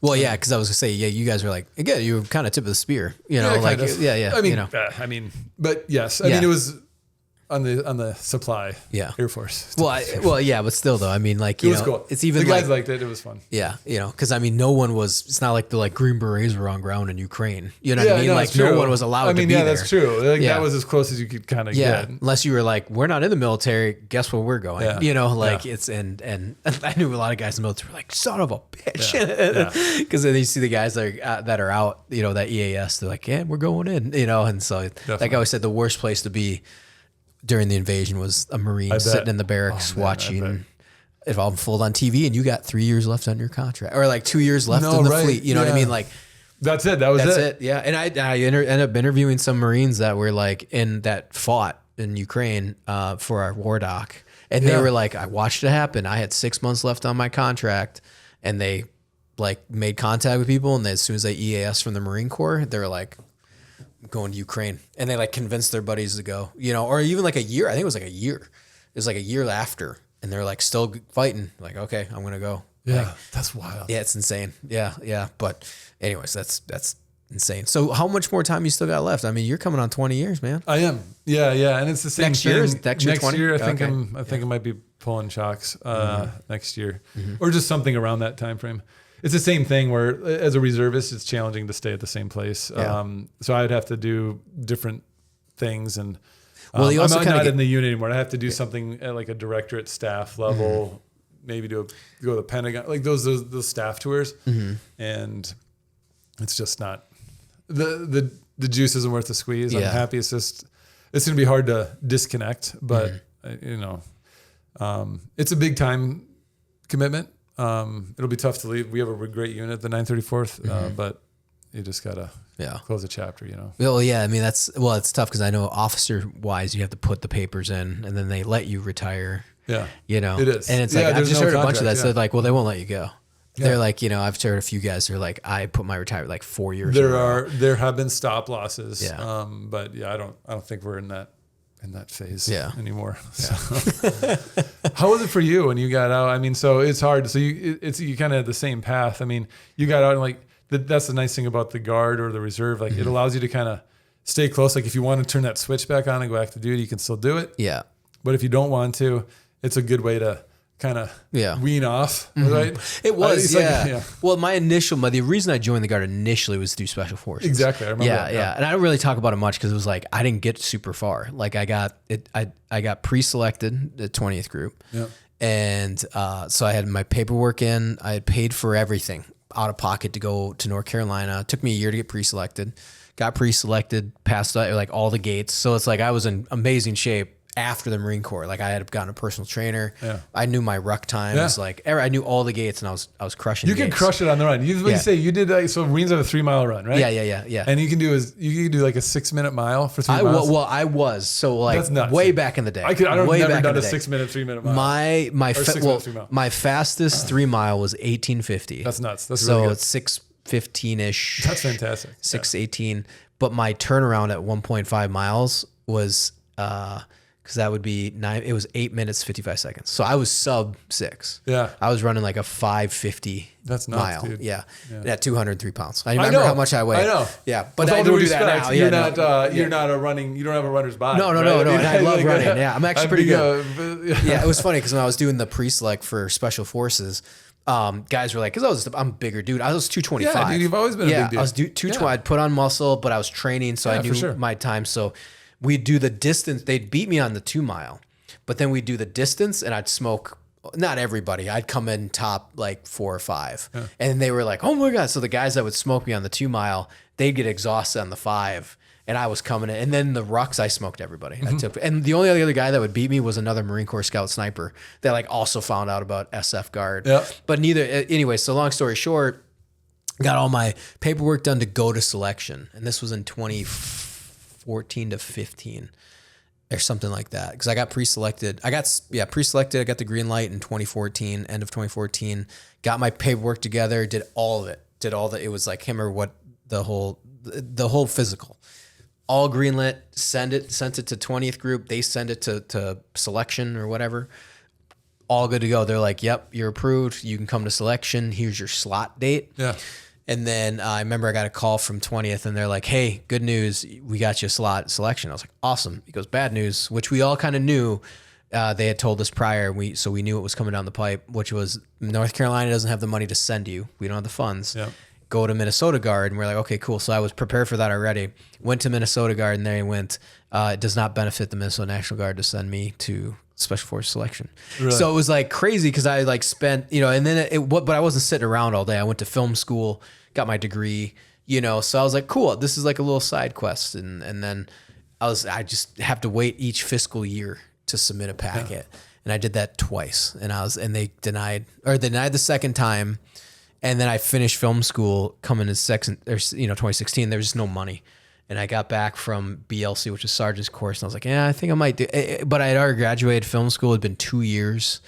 And guys were going to selection and they weren't going to Q and the Q course. Mm-hmm. And I was like, dude, I don't have time for this anymore because it's going to take like 2-3 years and then there's no funding. So it's like, now I'm going to be in this weird limbo in the Q course, even if I get selected, Yeah. if they have money to send me to Q, and I'm low man on the totem pole. Right. So, I think in 2016 they were like, "Hey, I think we might have the funds." I was like, I'm a man. Like, I need to work on my film career at this point. So, yeah. Anyway, so that's the initial reason why I joined the Guard, and then I was like, well, I'll stay in the Guard. Maybe I'll find something cool to do. Maybe, I went to division headquarters, so it was like kind of nice to chill out there. And I was like, well, maybe I could do human intelligence. So I was looking at that, becoming an officer. And then I got engaged, and I was like, all right, well, I'll deploy to pay for this wedding. Really, yeah, I know. Right. Yeah, I'll deploy to Kuwait to get this deployment. We were hoping it was Afghan, and that's why I kind of stuck around for I think like 8 years in the Guard. But no, dude, the 34th ID loves Kuwait. They've done a couple. We were supposed to be slated to the Afghan. Well, they deploy a lot. Yeah, they do, and they just deploy. And I was like, we were hoping Afghan. And then they came down. They're like, no, you're going to Kuwait. They went to Iraq, but did they ever go to Afghanistan? No, not as a whole. Right. Not as a whole. Just people did. Like some attachments did go here and there, but like Iraq was their main mission multiple times. I had a buddy that did a couple there. Yeah. They did that super long deployment. Yeah. And then they were slated to go to Afghan at one point, and then they bailed and I think went to Iraq again. Yeah. They got a pretty storied dude, they history. do. Yeah. From World War II and 40, the Red Bulls have like a there's like longest continuous World War II, like longest continuous combat or something like that. Yeah. That's so, cool. Yeah. but they're highly respected on active duty. Like the tankers and like they have a rep. Yeah. And like, so like legitimately they have a rep. And awesome. So anyway, I did, it was kind of, it was whatever. It was kind of one of those things that, especially with the Guard, initially why I joined, I was like, well, all right, whatever, like not a big deal. And then, but yeah, it was kind of nice to kind of like see, and again, feeling that I was like, well, maybe I should join the Air Force, go JTAC. That's what I was like, well, maybe I could do JTAC, but then at the end of the day, it's not what I wanted to do, like the whole SF mission, that was cool. I mean, SF's great. And I was like, okay, well that's done and over. Like I'm putting that goal to the side. That's not going to happen anymore. And then I was like, well, I got to pursue filmmaking. And then I just stayed in the Guard for a few years trying to figure it out. And then I finally was like, hey man, I got to get out. Like, it's just, I don't want to do this anymore. Like I'm not passionate about it. I'm taking up a number. Like I want to go to war. The wars are over. Yeah. Like, right. That's it, man. That's it. It kind of is. And well, but So that's, I mean, that was, it was cool exploring the options. So when people asked me, I was like, I know a lot about at least enough about the branches where I'm like, oh yeah, if you want to do this or do this. And now even work with Delta operators and knowing guys that are in like the tier 1 units, which I didn't know too much about. It's like, oh, cool. Like, well, I get why guys would want to do the Army. Like if somebody was like, I want to do this or this, I'm like, that's more of a Ranger mission. Yeah. Marines might not be the best for you, or that's an Air Force mission, JTAC or something. Maybe you want to do that. Or to become a pilot. Like a lot of people, like the Marine Corps pilot program is insane. To become like a rotary wing pilot in the Marine Corps, it's like super cutthroat because it's the Marines. It's like officers. Go join the Army. Yeah. I mean, you'll be a crew chief and you can go to like 160th and you're flying and you're doing like all sorts of crazy shit. And like, all you need is like high school education and like going into maybe associates, if that. I don't think you need it. Army flies warrant officers. But warrant officers, because they're warrant officers. Yeah. Go warrant officer. I even thought about that. I was like, maybe I could be a pilot. Like it's like you just kind of like all these options are open to you. Mm-hmm. But it's like unless you're passionate and want to do it, man. Like that's why I commend you guys for doing 20 years. I was like, I had like another 10 to go, and I was like, that's the cutoff point. It's cutoff point. Like I was like, I've overstayed my welcome. Yeah. I have had a pretty good run. Yeah. So, I mean, I was finding my stacks like again. Yeah. You got a good stack. Because I got two branch stack going. You do. I know you do. So speaking of your stack, and feel free to edit this out. You don't do anything for a medal, right? Yeah. But so you got a pretty badass medal. Well, thank you. When you got that, did that validate anything? How did that make you feel? Well, I mean, the battle validated a lot. Like I knew what I was, like I known I was good in war, and then the battle was like the accumulation of like the apex of like understanding and doing all that. Right. I mean, it was. I knew Buckley had nominated me, and I knew the Special Forces guys were like, hey, because I asked them, I was like, hey, you guys, and I wasn't like medal hunting or anything like that, but I was like, are you guys putting me in for a Bronze Star with Valor, or is something else happening? Just you also want to be, yeah. Well, it was more of just like I was just curious to know, like, because we were all operating under whatever, so people were like, you're getting awarded something. So that's when I went to the SF guys, like, hey, I've heard I'm getting nominated. Like, are you guys putting in like a Bronze Star with V? And they're like, no, your command does that. Your command, they got something. I was like, all right. And then I didn't hear anything, and I'm like, all right, well, whatever. It's the Marine Corps. Like, fuck me. Like, you know what I mean? Like, it really was. It was like one of those things where I'm like, okay, cool. They wait for you to die when you're 95 and then do a posthumous one. Yeah, exactly. And they're like, oh yeah, I forgot about this. It was in the system. And so, yeah, and then Buck told my dad in the following May that I had been nominated for a Silver Star. He told him that. And then I officially, like, but my dad told me, Buck wouldn't tell me, you know. Buck was like, oh no, you know, and so we didn't even did a road trip together, you know, and he picked me up from his road trip, told my dad while I was like in the bathroom or something, and then but then July, Dakota Meyer, who's my boot in the Marine Corps, was nominated, and also they were the ones relieving us on the rotations. They were like relieving one of the sister teams, so that his battle took place on our way back home to Hawaii, and they were for Hawaii, you know, he was a Hawaii Marine and he was my boot, and I remember all that stuff. And so he called me up and was like, hey, Nagel, because I was like his senior. He's like, hey, Nagel, you know, but he's like, my Medal of Honor and your Silver Star are going, they're next to each other going up. And I was like, oh, okay, cool. Then he gets his Medal of Honor, you know, and I was like, all right, well, someone in the Marine Corps headquarters is like, fuck no, you know, or something. I was like, that's the Marine Corps way. Like infantry, you get nominated for something big. They say, fuck you. You get a NAM, or they say, fuck you and nothing at all. So I was like, all right, cool, whatever. At least I was nominated or whatever. And then my dad was like, hey, what's up with that? And I was like, I don't know. They probably said no. Like, I don't know. I haven't heard anything.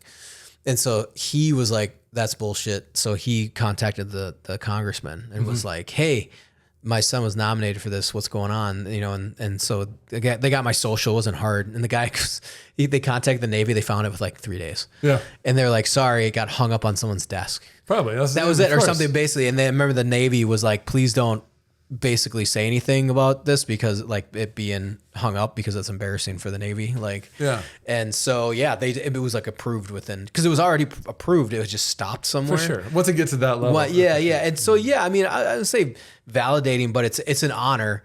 Definitely. And yeah, a little bit, because sometimes, like, I guess maybe because I'm a grunt, you know, it's more, that's why I asked. It means a lot more to us. Plus, like, you know, I guess in the podcast special operations world now, you know, I'm sure you've seen it a little bit more, where a lot of guys in my shoes don't feel like they can talk about their experience, because they're not special forces, or they're not Delta or Navy SEAL. Yeah. And so, whereas, as you know, and I know, like, I know infantry guys that have more combat time than Delta operators do. Yeah, like, they truly do. And I've talked to Delta operators and you know, and Dev Group as well, and they're like, no, man, like, there's guys that have been in way more shit and way crazier stuff than they've been in. And it was respect for all. Certainly. But I think it's you know, because it's more than just the like Silver Star. It's like representing the infantry as a whole. Mm-hmm. So when I get awarded that, the infantry gets awarded that. Like, that's how I feel about it. You know what I mean? Like, definitely. It's like, you know, and then, yeah, I do carry a little bit of a, you know, when you walk into a room a little bit, especially when it comes to some of these things that you go to, it is cool, because it's one of those things where, like, you show respect where respect is due. Mm-hmm. You know what I mean? Like, Silver Star is a big deal. There's a lot of Bronze Stars that are running around out there. You know, that's why it's really cool. Silver Star is head and shoulders. And like, I know, and that's the thing is, people like talk, but they like don't know the whole thing. It's like the Silver Star, Medal of Honor, and Navy and Service Cross are all in the same bubble. It just depends on who like nominate or whatever. Because I've had people. I have a general that awarded me the Silver Star, came up to Herman and asked him, why is this not a Navy Cross? Yeah. And then I've talked to other guys that have read this, even Dakota Meyer, like, blew me up on social media in a good way. And he was like, I don't know why Ethan Nagel, and like put it all over the internet, was like, I don't know why he does not have a Medal of Honor. Yeah. And so it's like, and I have other guys being like, why is this not a Medal of Honor? And like, and I was like, whoa, you know, not going to, but it is one of those things where it's like, it's cool to like have that respect for the infantry, because I feel like guys that are SF or they, you know, or they go SEALs or whatever, it's like, it was like, oh my God, you know, and it's like, you have an infantry guy and it's just like, you walk into a room and they're like, oh, that guy's infantry.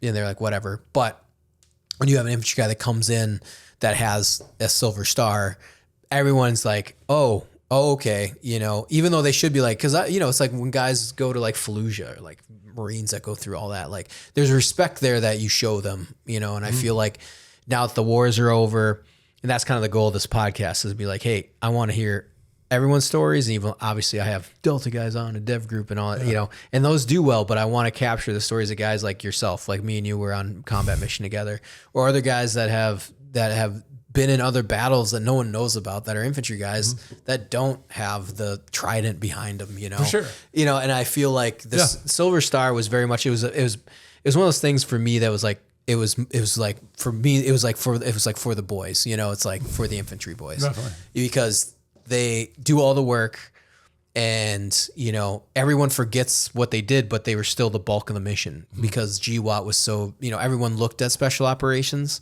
but the infantry still did all the heavy lifting.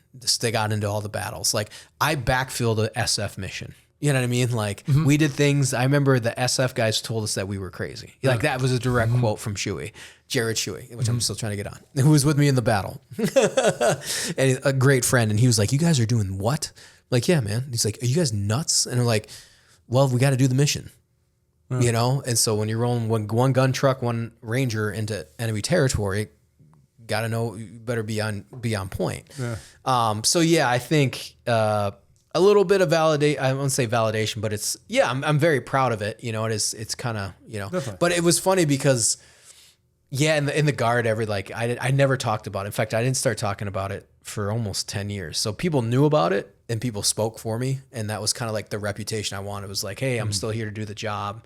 But everyone else was like, there's a Silver Star recipient. Or you have good friends of mine because they would always blow me up. And I always get embarrassed by, you know, I still kind of do, you know, it's like, thank you. But yeah, I've become more open about it because I want the infantry guys to be, I don't know, like kind of like excited, represent the infantry more, like give like more shed light more onto the infantry guys that did more above and beyond what I did for the Silver Star that got nothing. You know what I mean? I'm sure you like say, you know, guys, you know, I know guys that's just like, oh yeah, fuck you.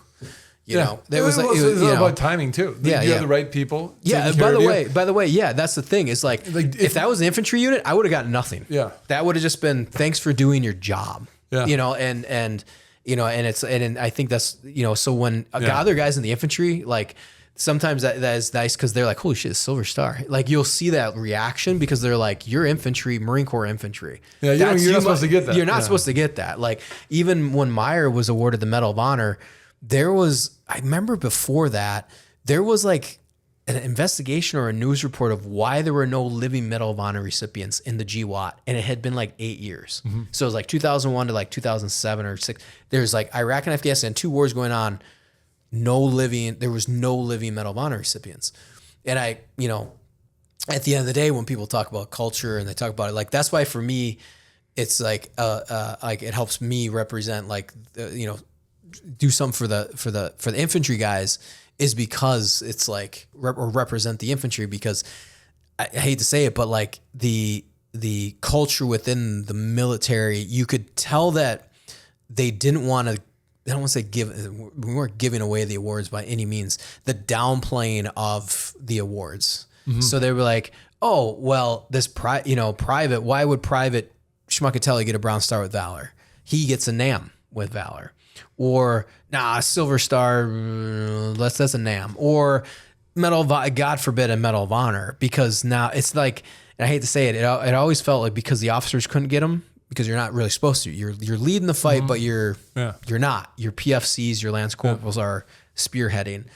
That it always felt like if they weren't going to get anything, you weren't going to get anything. And that's like a really crappy part about, I think, the GWAT. Whereas like, well, you look at Vietnam, right? Yeah. Who has all the Medal of Honors? They're all like E1 to E4s, E5s maybe, you know? and they weren't handing them out like candy either. I mean, those are not so citations that those are crazy citations in Vietnam, but people were like, why is there no, you're saying in two wars are going on at the same time for 6-7 years and there hasn't been one, Medal of Honor recipient that's living. And they were also, I remember David Bagulia, he was like the Hell House Fallujah veteran. House to House was his book. He wrote the book when he was nominated for a Medal of Honor. It says, I remember reading an old copy from that era. It says nominated for the Medal of Honor. They knocked it down to a Service Cross. And then a few years later, they went back and then gave it and then awarded him the Medal of Honor. Mm-hmm. So why the fuck was it busted down? He, or whoever he does, goes back and says, no, relook at it. And they go, yeah, you're right. Yeah. Like, you know what I mean? Like why, who at what point goes, it's not Medal of Honor. Yeah. Somebody was bitter. Somebody didn't like the fact that a staff sergeant was about to receive the Medal of Honor. Like, I think it does come down to that. It's just, who knows? Yeah. They got to run up a big chain. And, yeah. And I feel like that was the culture. So like, yeah, I mean, I'm very, I guess I would say, I have a lot of pride and, it's great, but for me, it like represents the infantry. Like I can represent the infantry or and help get their stories out. And so, when it's like, oh yeah, so when I go into a gala with a bunch of Navy SEALs, I walk into the room that's like, oh shit, it's great. And those guys are great too. I mean, I'm not talking shit on SEALs, but you know how it is in like the social media world. There's a lot of respect there, which it's cool. That's one thing that's tough about the military. You go in the civilian world, is in the military, you can walk in a room, whether it's rank, just wearing whatever your utility uniform, or in your dress blues, your class A's. People can tell who you are by looking at, or know a bit of your story just by looking at a ribbon rack or your rank or whatever your certifications. Yeah. And it's tough in the civilian world. And that's where I think a lot of people have problems too, or tough with transition is you don't know where you stand. And you get, so you walk into a room in the military and people know who you are right away. You don't have to tell anyone. You don't have to you don't have to talk about yourself because sometimes the uniform speaks. Which is funny because that's happened to me where like, it's kind of like a movie too sometimes. Like I was at like ALC or BLC and like, I didn't say anything and I just like had my uniform and the Silver Star and like the first sergeant lady goes, what's that? Because it's all the way up to the top. Yeah. She's like, what is that? I was like, that's a Silver Star. And like we're like, what the fuck? Like, is they didn't know. Yeah. And it got all the way up to the commander within like a day. And then so after the graduation ceremony, they read my citation to the entire, and he was like, oh, thank you for being here, Sergeant Nagel, blah, blah, blah, blah, blah. And so it was kind of fun. It is like one of those movie moments. They're like, what is that? Like the first sergeant of BLC didn't know, which was also kind of like, I'm a little like, why don't you know what I mean? Like, I don't know. It's like, yeah, it's the Army. I know there's admin, but we're still built for war. Like it's an Army, So like at least know, the highest awards for valor in combat. And she was like, "What is that?" And I'm like, "Are you okay?" But then someone pointed it out, and then she was like, "Oh," and it was like everyone, And then my instructors were like, "Why didn't you say it?" I'm like, "Why would I say anything to you? Like, I'm here as a student." Like, yeah. But anyway, so sorry, but I agree with you. Like, you're like you have your it speaks for you. But but as a civilian though, even before I was awarded that, it was like I had confidence because of that, of whatever everything I had done in the military and had gotten out. It was surreal. One, I had survived and lived. Like I said, I always felt like I was strapped to a rocket or I was hanging onto a rocket. Like I never felt I was fully in control. I could only do so much. Like I never felt like I was like, of course I'm running a 300 PFT today. Of course I'm the best. Like it always felt like I was like just hanging on by a thread, even though I was working as hard as I could. I was just working my ass off to go above and beyond, but it never was guaranteed that like, it was like going to go, it was always felt like it was going to go off the rails, like I was kind of like, I don't know, ducking and weaving and just got lucky. Almost, like it wasn't like, of course I did that. And of course I made made the sniper induct and got selected to go to, of course I crushed sniper schools. Dude, like every day it was just like, I don't know if I'm going to make it, I'm going to fail or do this or, just that everything, there's so much out of your control. and by the end of that time, it was crazy because I was just like, oh my God, I got my EAS and I was like DD-214. It was just like, it's over, and it was really wild too. Cause it was like, you don't step in as a boot thinking you're going to get a Purple Heart, that's what's so hard. Nominated for a silver. That's what's so hard about the transition is you operate for 4 years and then like, what do you do? Yeah. What do you do with yourself? It's hard. Whether it's, I think the biggest high might be coming off of like a deployment. And then it's hard going off deployment and then going back home. Right. And that transition back to garrison, if you will.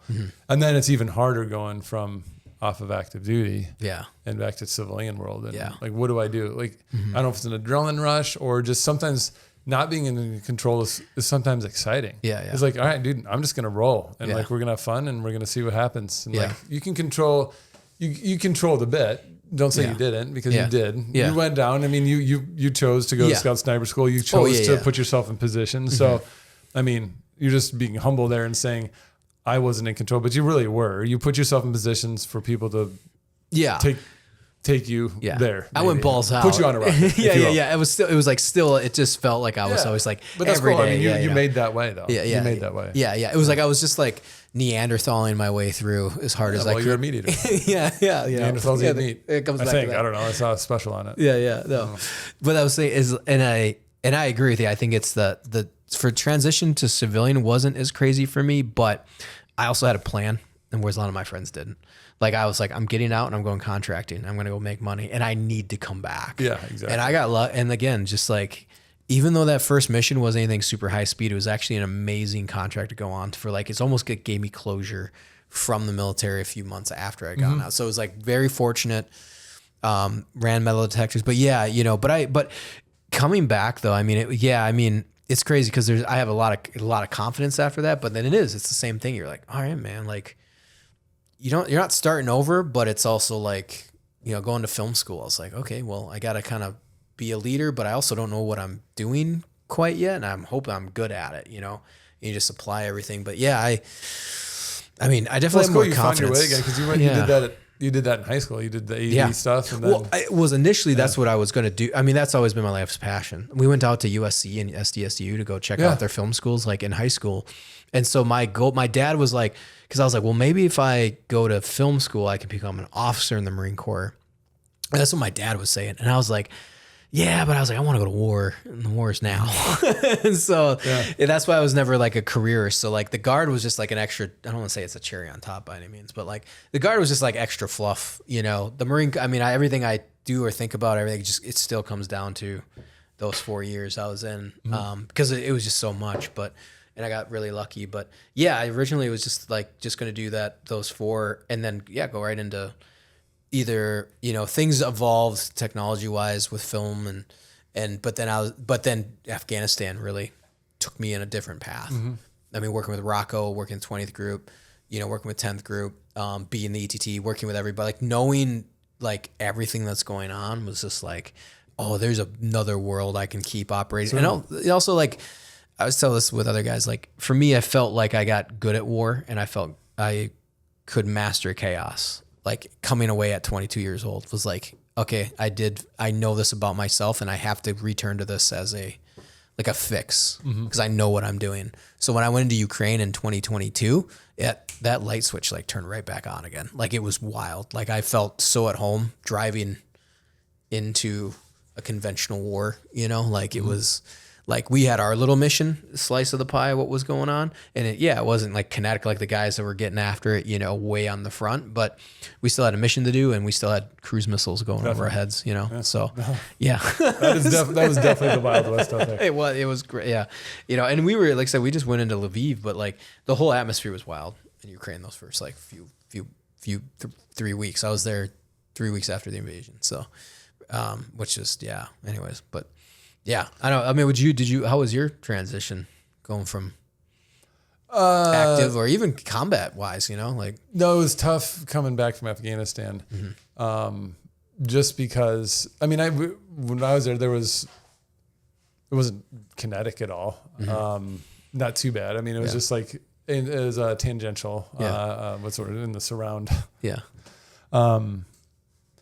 But but you're putting yourself in harm's way all the time voluntarily, right? I mean, because you just don't know. You just step outside. I remember one time remember our bathroom. We didn't have a way to take a shit. Oh yeah, the trench. And we had the trench. Yeah. And it was dark out, and I don't know, it was me and someone. I don't know who it was. It might have been you. I don't know. Yeah. We're out there taking a shit, and it was dusk. And you think about stupid shit that you probably shouldn't do is you're outside. Yeah. Like, people go to places like, did you ever go outside the wire? People say, simply like, no, I never went outside the wire. Yeah. We had to go outside the wire to take a shit. Yeah, yeah. I remember we walked out there we always had two people.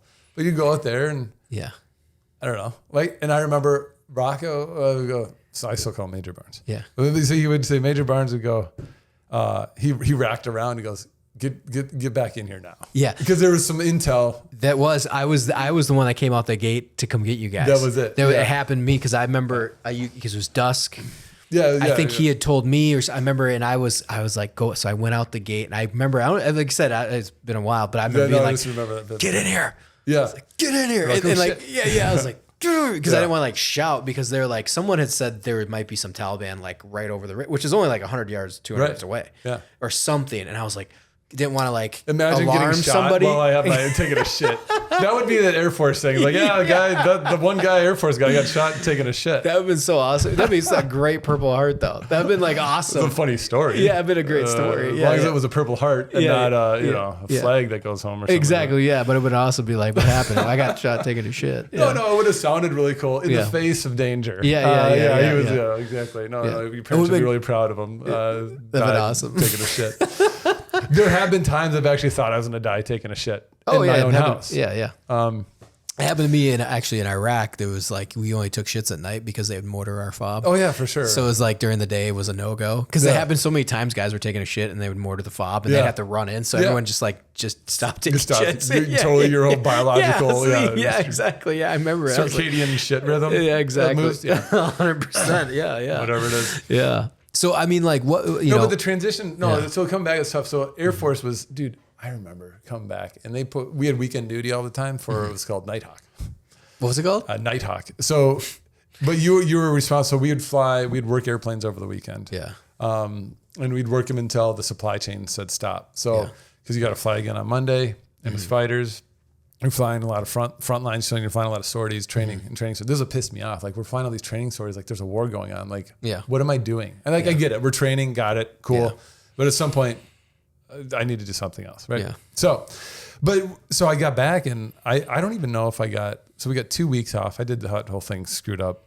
And I came back and they're like, oh, you're on weekend duty. It was like the weekend. It was like the day I got off of my leave and I was on weekend duty, I was like, I'm like, fine, I'll do it. It wasn't a big deal, but it was just going back to the grind and no understanding on what you had done or where you had been or people that you had served with. There was it was even harder because like the Marines, you guys come back and you might come back to a Marine unit and there's some understanding and camaraderie. Like I went back to an Air Force unit and they're like, oh, like, how was your time at Kuwait? Yeah. Like, well, I wasn't in Kuwait. I was in the war. I was, I mean, and it was just, we're alone and unafraid. And I remember, I mean, seeing like White Star parachutes at night, like fireworks were weird for a while. Yeah. I don't know. I got really upset for a long time because I wasn't there with you guys. Yeah. That hurt me a lot. And it was like, I'll say regret, but it's like, that's where I said, I wish I would have pushed harder because I knew you guys were still there. And it's like I quit or left or, there's certain things that are out of your control, but I still felt like it was, could I have done more? That was really tough. No, I know how you feel. It's FOMO. Like, it is. It's like, I know how you feel because you get back, you immediately want to go back. Like, you did. Like I did. I was looking for deployments. Like the day I got back, like, dude, that I cannot. Like you talk about, you can't repeat that. Like what? I mean, I know you guys told me like, what the hell? You guys were doing that? So you tried to tell that to Air Force, and people still don't understand. And I never tried to explain it. And it's like whatever. It's like I could talk to you guys and stuff like that, and it's cool. And but it was an incredible experience, right? I'm super proud. And like, I'm not saying I'm a meat eater. I'm not a hero or like, but it was cool to have people like you, like Buck, Doc C, Curtis Rice, and come and just grabbed me by the shoulder and made me part of the family. Yeah. And that was so cool. Like you were with us. Yeah.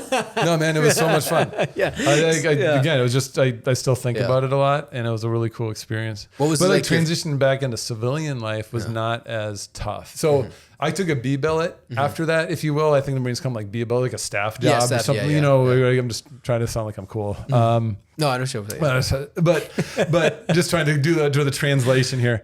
And I worked at an LA Air Force base which is cool. So I got a Langley, high speed fighters. Like even when we were training though, it was a grind, dude. Working long days, and it was a grind. So you get out, finish your first fighter wing, and then you go over to.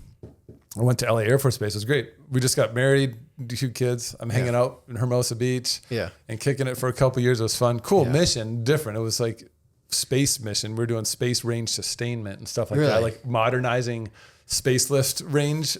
So telemetry, command, destruct thing. Yeah. So when a launch vehicle goes outside of its launch cone, if you will, like there's squibs on there. Essentially, there's a command destruct like, hey, it's going the wrong way. And they blow it up. Really? Yeah. That's cool. So but they have to send a signal to tell them to do that stuff. So there's telemetry that pulls information from the thing. And anyways, they're just big radars. It's nothing that sexy, but it's, I don't know, a space mission is important. Yeah, it's awesome. But so I did that for a couple years. Like, dude, I am not doing this in the military. It was fun. Yeah. But actually, like it was actually a pretty easy. It was like, smoking 2 packs a day, going down to like Nicorette gum, whatever it is, Yeah. And just it was an easier transition. So I was ready to go in the civilian world, but I still wanted to stay in the reserves. And at that point, I'm like, dude, I'm going to try to go in the Marines, go Marine Reserves. Really? So you were thinking about it? I was thinking about it, but like it's one of those things like, I don't want to be that guy like, oh, I was almost a Marine. No, fuck no. I'm not trying to say that at all. It was just that I wanted to stay and mix it up. But each unit I was in, like if stops being fun or like I feel like I'm engaged or contributing, then I'll stop. Yeah. Being in the reserves was tough for a little bit, but then I was in great units. And it was enough to keep me engaged, again, close to the flame. And just always kind of have one foot in just in case something kicks off. You have ways, you can always find a way to get your way into doing something. Oh, 100%. Yeah. Else, right. So, especially like I said, and then guys that did that, by the way, there's guys that I know that worked that perfectly, that were like a year or 2 older than me, and they got into the Guard. And then they deployed with the Guard like 3 times. You know what I mean? Like it all depends on your units. It all depends on your unit. If you got lucky, if you like talked to the right person. Because I knew enough about the Guard when I joined. Where I was like, hey, I've heard about this, this, and this. Like, where do I? And they're like, oh yeah, man. When you get back from contract, don't worry about it. And that's just cool. And then but then the war. I mean, by end of 2013 is when I got back from contracting. The base of the war was ended. Yeah. I wasn't ended by any means. I mean, there's still people fighting in Afghanistan, but like the drawdown had happened. Severe, like 2012 was like the last breath. 13 was on its way out, and anything beyond that, you were just lucky to get somewhere. It wasn't. Yeah, you're doing the Kuwait thing. Yeah. No. But that's what's cool about the Guard and the Reserve Force is it's almost like a civilian job. It's not, but on active duty, you got your orders. You're here for 2 years, and you're going. It's like But in the Guard and Reserves, you can make your destiny a lot more you can in active duty. So if you know how to navigate that, of course within reason, you can't just be jumping jobs. It's not like well, I was here for a weekend. I'm going to go over here. It's not like that. But you can find your way and you can navigate and find something that works for you. That's what's cool about the reserve forces. Yeah. And that's what allows that to be still a lethal force is you get people that are passionate and find, it's like the civilian world or something like that. They find people that are really good at their jobs and they're doing something they love. They're doing it at their unit. They're close to their family. Yep. So you kind of get to scratch all those itches. Well, I told guys too that were like coming off an active Army or even active Marines. I was like, dude, join the Guard, like AGR. It's like you go back to your home state. Yeah. You're with your family. Yeah. Like it's like it's pretty chill compared to active duty, but you got all the perks. You get to go home to like it's a job. AGR's a great deal. Yeah, it's like especially guys don't leave their state. They're like, oh, I got to find. I might drive an extra 45 minutes, but like, I mean, active duty life. My brother's active duty. It's like, dude, they send you, like, nope, you're going there. There's no choice in that, There's a little bit of leeway there, but especially I mean if you're E2, E3 is like, dude. Yeah. And even 01, 02, like Yeah. 03, like you're gonna Yeah. salute smartly and go on your way, right? I always say it's like the guard, but I do say for you to appreciate it though, the guard and the reserves or anything reserves, like you definitely want to do the active time first. Yeah. And then, cause I there's kids there that were, when I was there, they're like, oh my God, cause a bunch of combat vets at division headquarters. And so sometimes these young bucks would come through division headquarters and that would be their first, assignment opposed to like going to the infantry first. It's rare, but it happens. And they would hear us telling war stories because it's all a bunch of old veterans that are barely, they're hanging on to the glory days, and so like we'd go get beers or whatever. But then they would be like, what do you think? I was like, well, first off, get off guard and go active duty. I was like, cause 6 years in the guard is not worth it. Go do 3 years on active duty and you get all the perks, you get all the VA benefits. And totally. And it doesn't, unfortunately, that's what you got to teach a lot of folks. You're not a veteran. Like just because you go through basic training, you have to have your continuous days there's a veteran status. Yeah. Yeah. I think it's 30 days of continuous active duty. Yeah.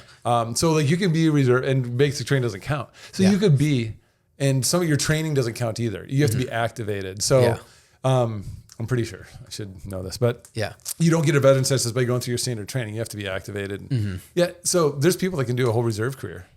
Or a guard career and not get veteran status, which is wild. And so they need to know that. So, I mean, from 2001 to 2020, I mean, if you got a pulse, like you're going to get it. You're going to get it. Yeah. Well, that's what I'm saying. But now you have to actually seek it out and make sure you're getting those deployments. Well, that's what I tell the young kids. I was like, one, do that. Cause then but you have a baseline too. It's like, it might suck for 3 years, but those 3 to 4 years it's like, they'll give you a good bearing to go like, well, maybe I want to do this or I want to do this. I want to do this. And you live the shitty life of being a private or being in a unit. No, I know you. Like it sucks. Says like, the guy who was never private. The Marine Corps infantry was just like, and again, I was fortunate in what I did, but I still hated it's all the minute stuff that just gets on you. It's like, oh yeah, my family's in town. Can I take a day off or like a leave? They're like, never. Like never. Like, oh, you want a day off because your family's here? It's like, yeah, we're just gonna sit in the barracks all day anyways. It's a Friday, and it's like you couldn't put in leave for God knows anything, and it's like anyway. So having that experience, at least it gives you like a really good baseline to be like, okay, cool. How can I make the Army Reserves or Guard or Air Force Reserve awesome? Because it's not going to be as shitty as being on the active duty component. What's really cool is like that's what it's different. I think we're the Air Force Reserve, so we do real world missions all the time. So it's not like we're train. Yeah, like you're doing real world missions all the time, and so real world, it's not like they're like combat missions, right? Yeah, but they're real world missions. Yeah. So every day you're training, but you're also doing the mission at the same time. So when you get people in, you can say, all right, see those planes out there, you're launching planes, you're generating missions. You can do that on day one, essentially, which is really cool. So like, there's not a lot of, this is where people can make their own destiny. Yeah. Well, the thing too, like I said, though, I agree with you. I think, especially if you ask the right questions, like granted, I think division headquarters, I was there. So you saw everyone's position and MOS and officers and like, oh, okay, cool. So I ended up just talking with human intel, like, hey, what are you guys doing? Like what, so my exposure to that, but anybody listening, especially the younger guys, you can do so much. And I agree with you. Like, even if it's not your job field on the civilian side, like I said, doing the Air Force thing or doing, you can do high speed stuff in the Guard and Reserves. Absolutely. If you, like I said, the JTAC aspect, you could probably, I don't know if there's any, I know there's JTAC reservists. I know that. Or CCT reservists as well, but you can probably go and be like, hey, who's deploying right now? And you probably get somewhere in some time or just, well, a little bit different now, but you know what I mean? At least get some training, or like, oh yeah, dude, let's work with these guys. What's going on here? And you get access to all this stuff or like I said, being a pilot or being a mechanic or doing, I think there's a lot to, that's the other side of what people don't see. Everyone talks about combat, blah, blah, blah, going to play, but it's like, dude, no, there's actually like a really good life in reserve land, that people just don't know about. Exactly. Or you just, or guys think they have to be infantry. I think that's something that I wish even I had discovered, obviously, like Guard SF or working with special operations, but sometimes it might have been like, man, it would have been cool to like, what's going on with the pilots? Like I knew guys that became pilots. It's like, dude, that's awesome. Becoming like a Black Hawk pilot and you didn't have to go to OCS, like, you know, learning all that stuff, or like, there's just a slew of other jobs that you can actually do that would actually be pretty slick. Yeah. You know? But that's what's really important is you might not have had that opportunity or that information when you were coming up the ranks. But that's what I'm passionate about too, is, you know, talking about why I got in the Air Force. I don't know. Cause I didn't really, again, I probably should ask more questions, those kind of things. Like, you know, you don't know what you don't know, though, but you don't know. But now that I know these things, like you grab like Billy Madison, you know, and like I can't wait till I get to high school. Billy's like, dude, stay as long as you can. It's like that, you know. But it's the same thing where people are trying to say, I want to go do this, or I want to be an officer. It's like, do you? Do you really? Yeah. Are you sure? Yeah. Why? Because you want to get paid more? Okay, bad reason. Okay. Because you're gonna be miserable. Yeah. Like, what do you want to do? And like, is officer, okay, maybe it is the right thing for you. But there are many paths. And I don't know them all, but at least you know the solution space. And I think that's what's really important. Like the 16, 17, 18-year-olds, like, is telling them, making them aware of what, if they want to go in the military, maybe not, but letting them know again what that solution space looks like. I was at a talk a couple years ago telling people about the service academies. And I heard ROTC up there, all the service academies. And I told them, I said, this is what the Air Force Academy is. It may be right for you, it may not. I'm a horrible salesman, but it's not going to be right for everyone. These are the things that it offers. If you don't like it, go talk to the West Point, because they're going to be doing something different. But there's definitely people that think they want to go to West Point that actually should have gone into the Air Force Academy or vice versa.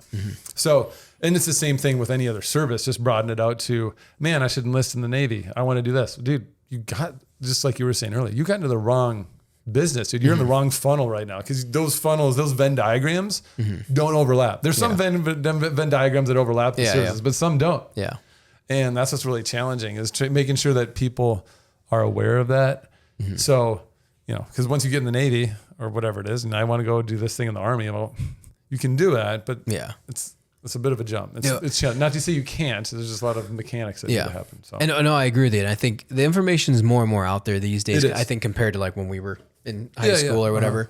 Because there was a point where I was like, you know, I remember the one guy was like, "Oh, you want to be Marine Corps recon?" I was like, "No." You know, and I was like, "I want to be a grunt," you know, you know, and I knew enough to be Marine Corps infantry. But beyond that, I mean, he even offered me, at the time it was combat videographer. He's like, your ASVAB score. He's like, your ASVAB score is like way higher, like than being infantry. It was like, you want to be because you want to do film school. I was like, yeah, it's true, but I want to be like, I want to be a part of the fight. Like, I want to be, you know, I just don't want to film it. Like, but I remember getting orders to Hawaii, and I was like, oh my God, I'm never going to deploy. I'm going to have to switch over to combat videographer and see if I could go deploy. Like, you know, and like all this stuff was going through my head, and then they were like, oh no, you're deploying. But no, I agree. I think, you know, one, there's a lot more information out there, but two, I agree. You know, it's like trying to get that information out. Like, this may not be for you, but there's other avenues of approach. Definitely. You know, that like, hey, I think this is going to be, you know, like I said, some guys join, they're like, yeah, this isn't for me. I think I want to be a pilot, or I think I want to be, you know, whatever else. Or, you know, I didn't realize with officers, like, officer sounds cool. You're like, I'm a captain and we're going to storm the beach. And you're like, officers don't storm beaches. You know what I mean? I learned that while I was like in the Marine Corps. I was like, oh, so I could see why that'd be frustrating for like some hard charger that's like, I'm going to fucking lead point. And you're like, that's not your job. Yeah. That's the guy that barely passes ASVAB, you know, that is now like your team leader, who's an absolute animal, you know, but that's his job, you know, because I didn't know that. And I'm like, oh, dude, I would have never want to. And even, like I said, even almost becoming an officer, like I even was at one point working on a packet, and, but it was still kind of like, I'm not doing the job. Like if I went human intel, I'm not the guy on the ground getting the training and going forward. I'm facilitating, might work some ground, but I'm not the main effort. Kind of, you know what I mean? Like, I'm helping coordinate main effort. I think that's, some people just don't know that. And like, so, but it does sound pretty dope to be like, hey, I'm Squadron Commander. Yeah. I'm Squadron Commander Anderson.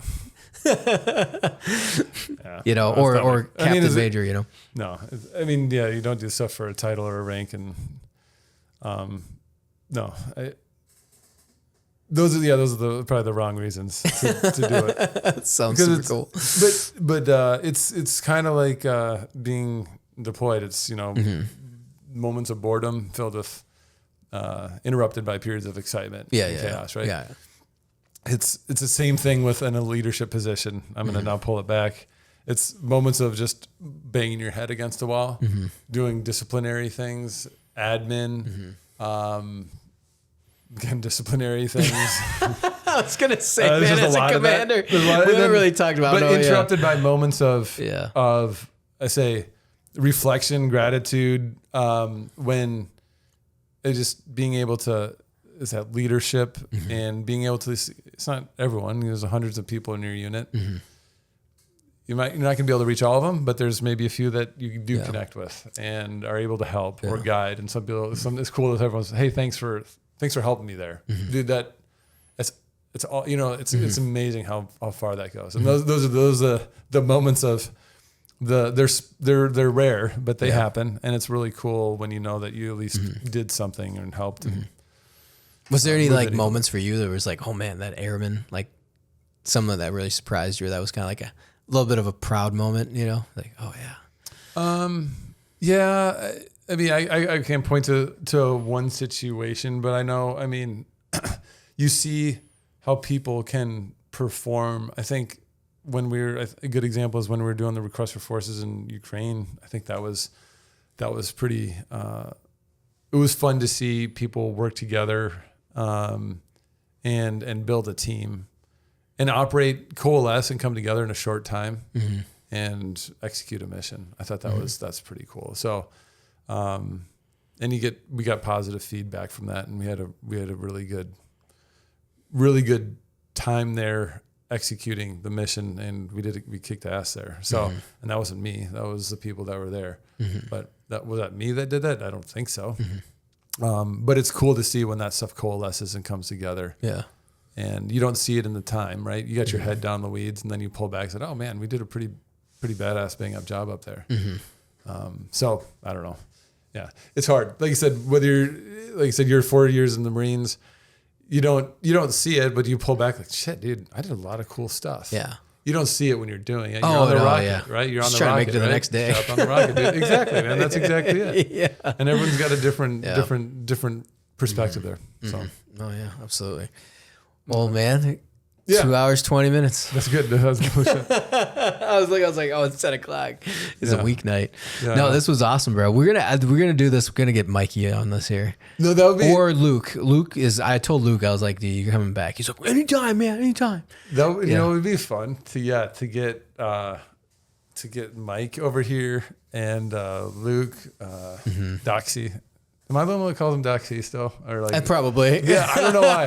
See, it's my frame of reference. Everything stops in 2009. Yeah, exactly. No, I call him Doc, but it's most time it's Luke now. I've known him like enough, and we talk. But like, okay, it's Luke. You know, he's a badass. He's earned his first name. Dude, he's incredible. Dude, you guys are all badasses. I know it's just fun. Like, you know, it's like I'm like the little brother. Like, hey guys, let me play too. Yeah, it's just fun. It's fun being around you guys, and it's a good crew. But it's wild that we're still, I think it's so wild that like I was just driving here. It's like, shit, dude, you live 7 minutes from my house. I know. Well, that was the thing too. I was like, what is awesome. Well, first of all, we love, but like me and Amanda love hanging out with you and Emily. So we're like, we gotta like, Amanda's like, are we gonna like go out with them again? I was like, yeah, we will. You know, I was like, we both, you have 3 kids, we have 2. Like just trying to line up a day is like, you know, it's wild.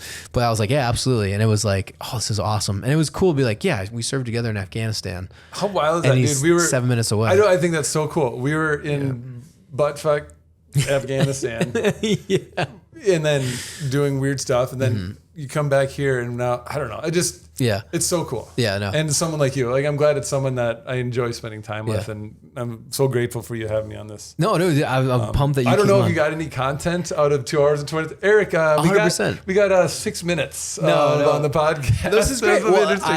We talked to an Air Force Squadron Commander. Yeah. I mean, it's awesome, dude. Like I said, I think it's great because it's having it capturing everyone's stories and like their thoughts on that. Like I said, we served together in Afghanistan, but it's like you also have this crazy experience with being an Air Force Squadron Commander, and that will be the title, Air Force Squadron Commander. No, like X, former. Well, I don't say Air. Well, I mean, you get it with like thumbnails. No. Yeah, they're not like, oh, Eric. But no, dude, it was awesome. It was like I said, this is the type of stuff because I don't hear this type of stuff. It's always like, it's you got guys like, we were, like awesome, there's cool stories, but like hearing Air Force and like, hey, this is what we did, especially with like the Ukraine mission. I was like, dude, that's fucking awesome. Like, that's cool. I didn't even know that's going. That was. I didn't even know you did that. I was like, dude, you were there like in the prime. Yeah, time. it was fun. We drank a lot of beer and had a good time, but it was like work hard, play hard. We had a fun time, man. Dude, that's awesome. We had a good team that came out of it. It was fun. You could be like, we were running weapons and stacking Russians. That was the way we. There you go. We were running weapons to our allies, stack bodies.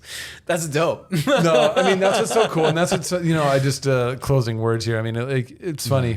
You talk about meat eaters. You talk about aircraft maintenance. That's why I got back into maintenance and reserves. Like I want to be as close as I can to flying airplanes. And that's the Air Force does. Yeah. And every other service does as well. I won't get into that. But being close to those aircraft maintenance guys, they're absolute meat eaters. Be out there when it's 20 below, raining, sleeting, fixing an airplane. And that's not stuff where you just have to just grind it out. You also have to be you're fixing an airplane that you have to be doing something technical. That's going to be airworthy. So you can't be just mailing it in. It's one thing to be, it's a cold, wet, hungry, right? Like, okay, you're out there. It sucks. Okay, yeah, we got hot chow maybe, later in the day. But I mean, these guys are grinding out and doing technical, tactical work in shitty conditions a lot of the times, and to put an airplane in the air. So people's lives it's not like, I'm just like, sitting down, like you can just grind it out and be like, I'm cold and wet, but now you have to be cold, wet, and then also do something that requires a lot of skill and focus. So it's balancing all those things. I have a ton of respect for those guys. Yeah, that's awesome. So I know people like to rip on the Air Force, but there's meat eaters there. It's just meat eaters in a different format. Yeah. Everyone's got a different weapon that they wield. Oh, right? Dude, it's amazing. I love the Air Force. Yeah. Actually, everyone that I talk to, they love the Air Force. We talk shit about like the Army. No, it's all good. The Navy. I was like, guys are like, actually, we love the Air Force. I was like, Air Force is amazing. And like, everyone's like, yeah, they're pretty awesome. It's like, especially like in the older, or the new, I shouldn't say newer generation, but even back in like 08, 09, I'm like, yeah, they're awesome. Like, and everyone's like, yeah, I might join them later. Like, they're pretty sweet. I love the Air Force. We got Marines. Yeah. And they're great. I love it. So they're still, I love the Marines. I always give them shit, like in a good way. Yeah. We have like, a few crayon jokes and stuff like that. But it's kind of like, I know a Marine, so I can make a joke, right? Yeah, exactly, yeah. Well, thanks for coming on, bro. This was awesome. Thank you, sir. Yep.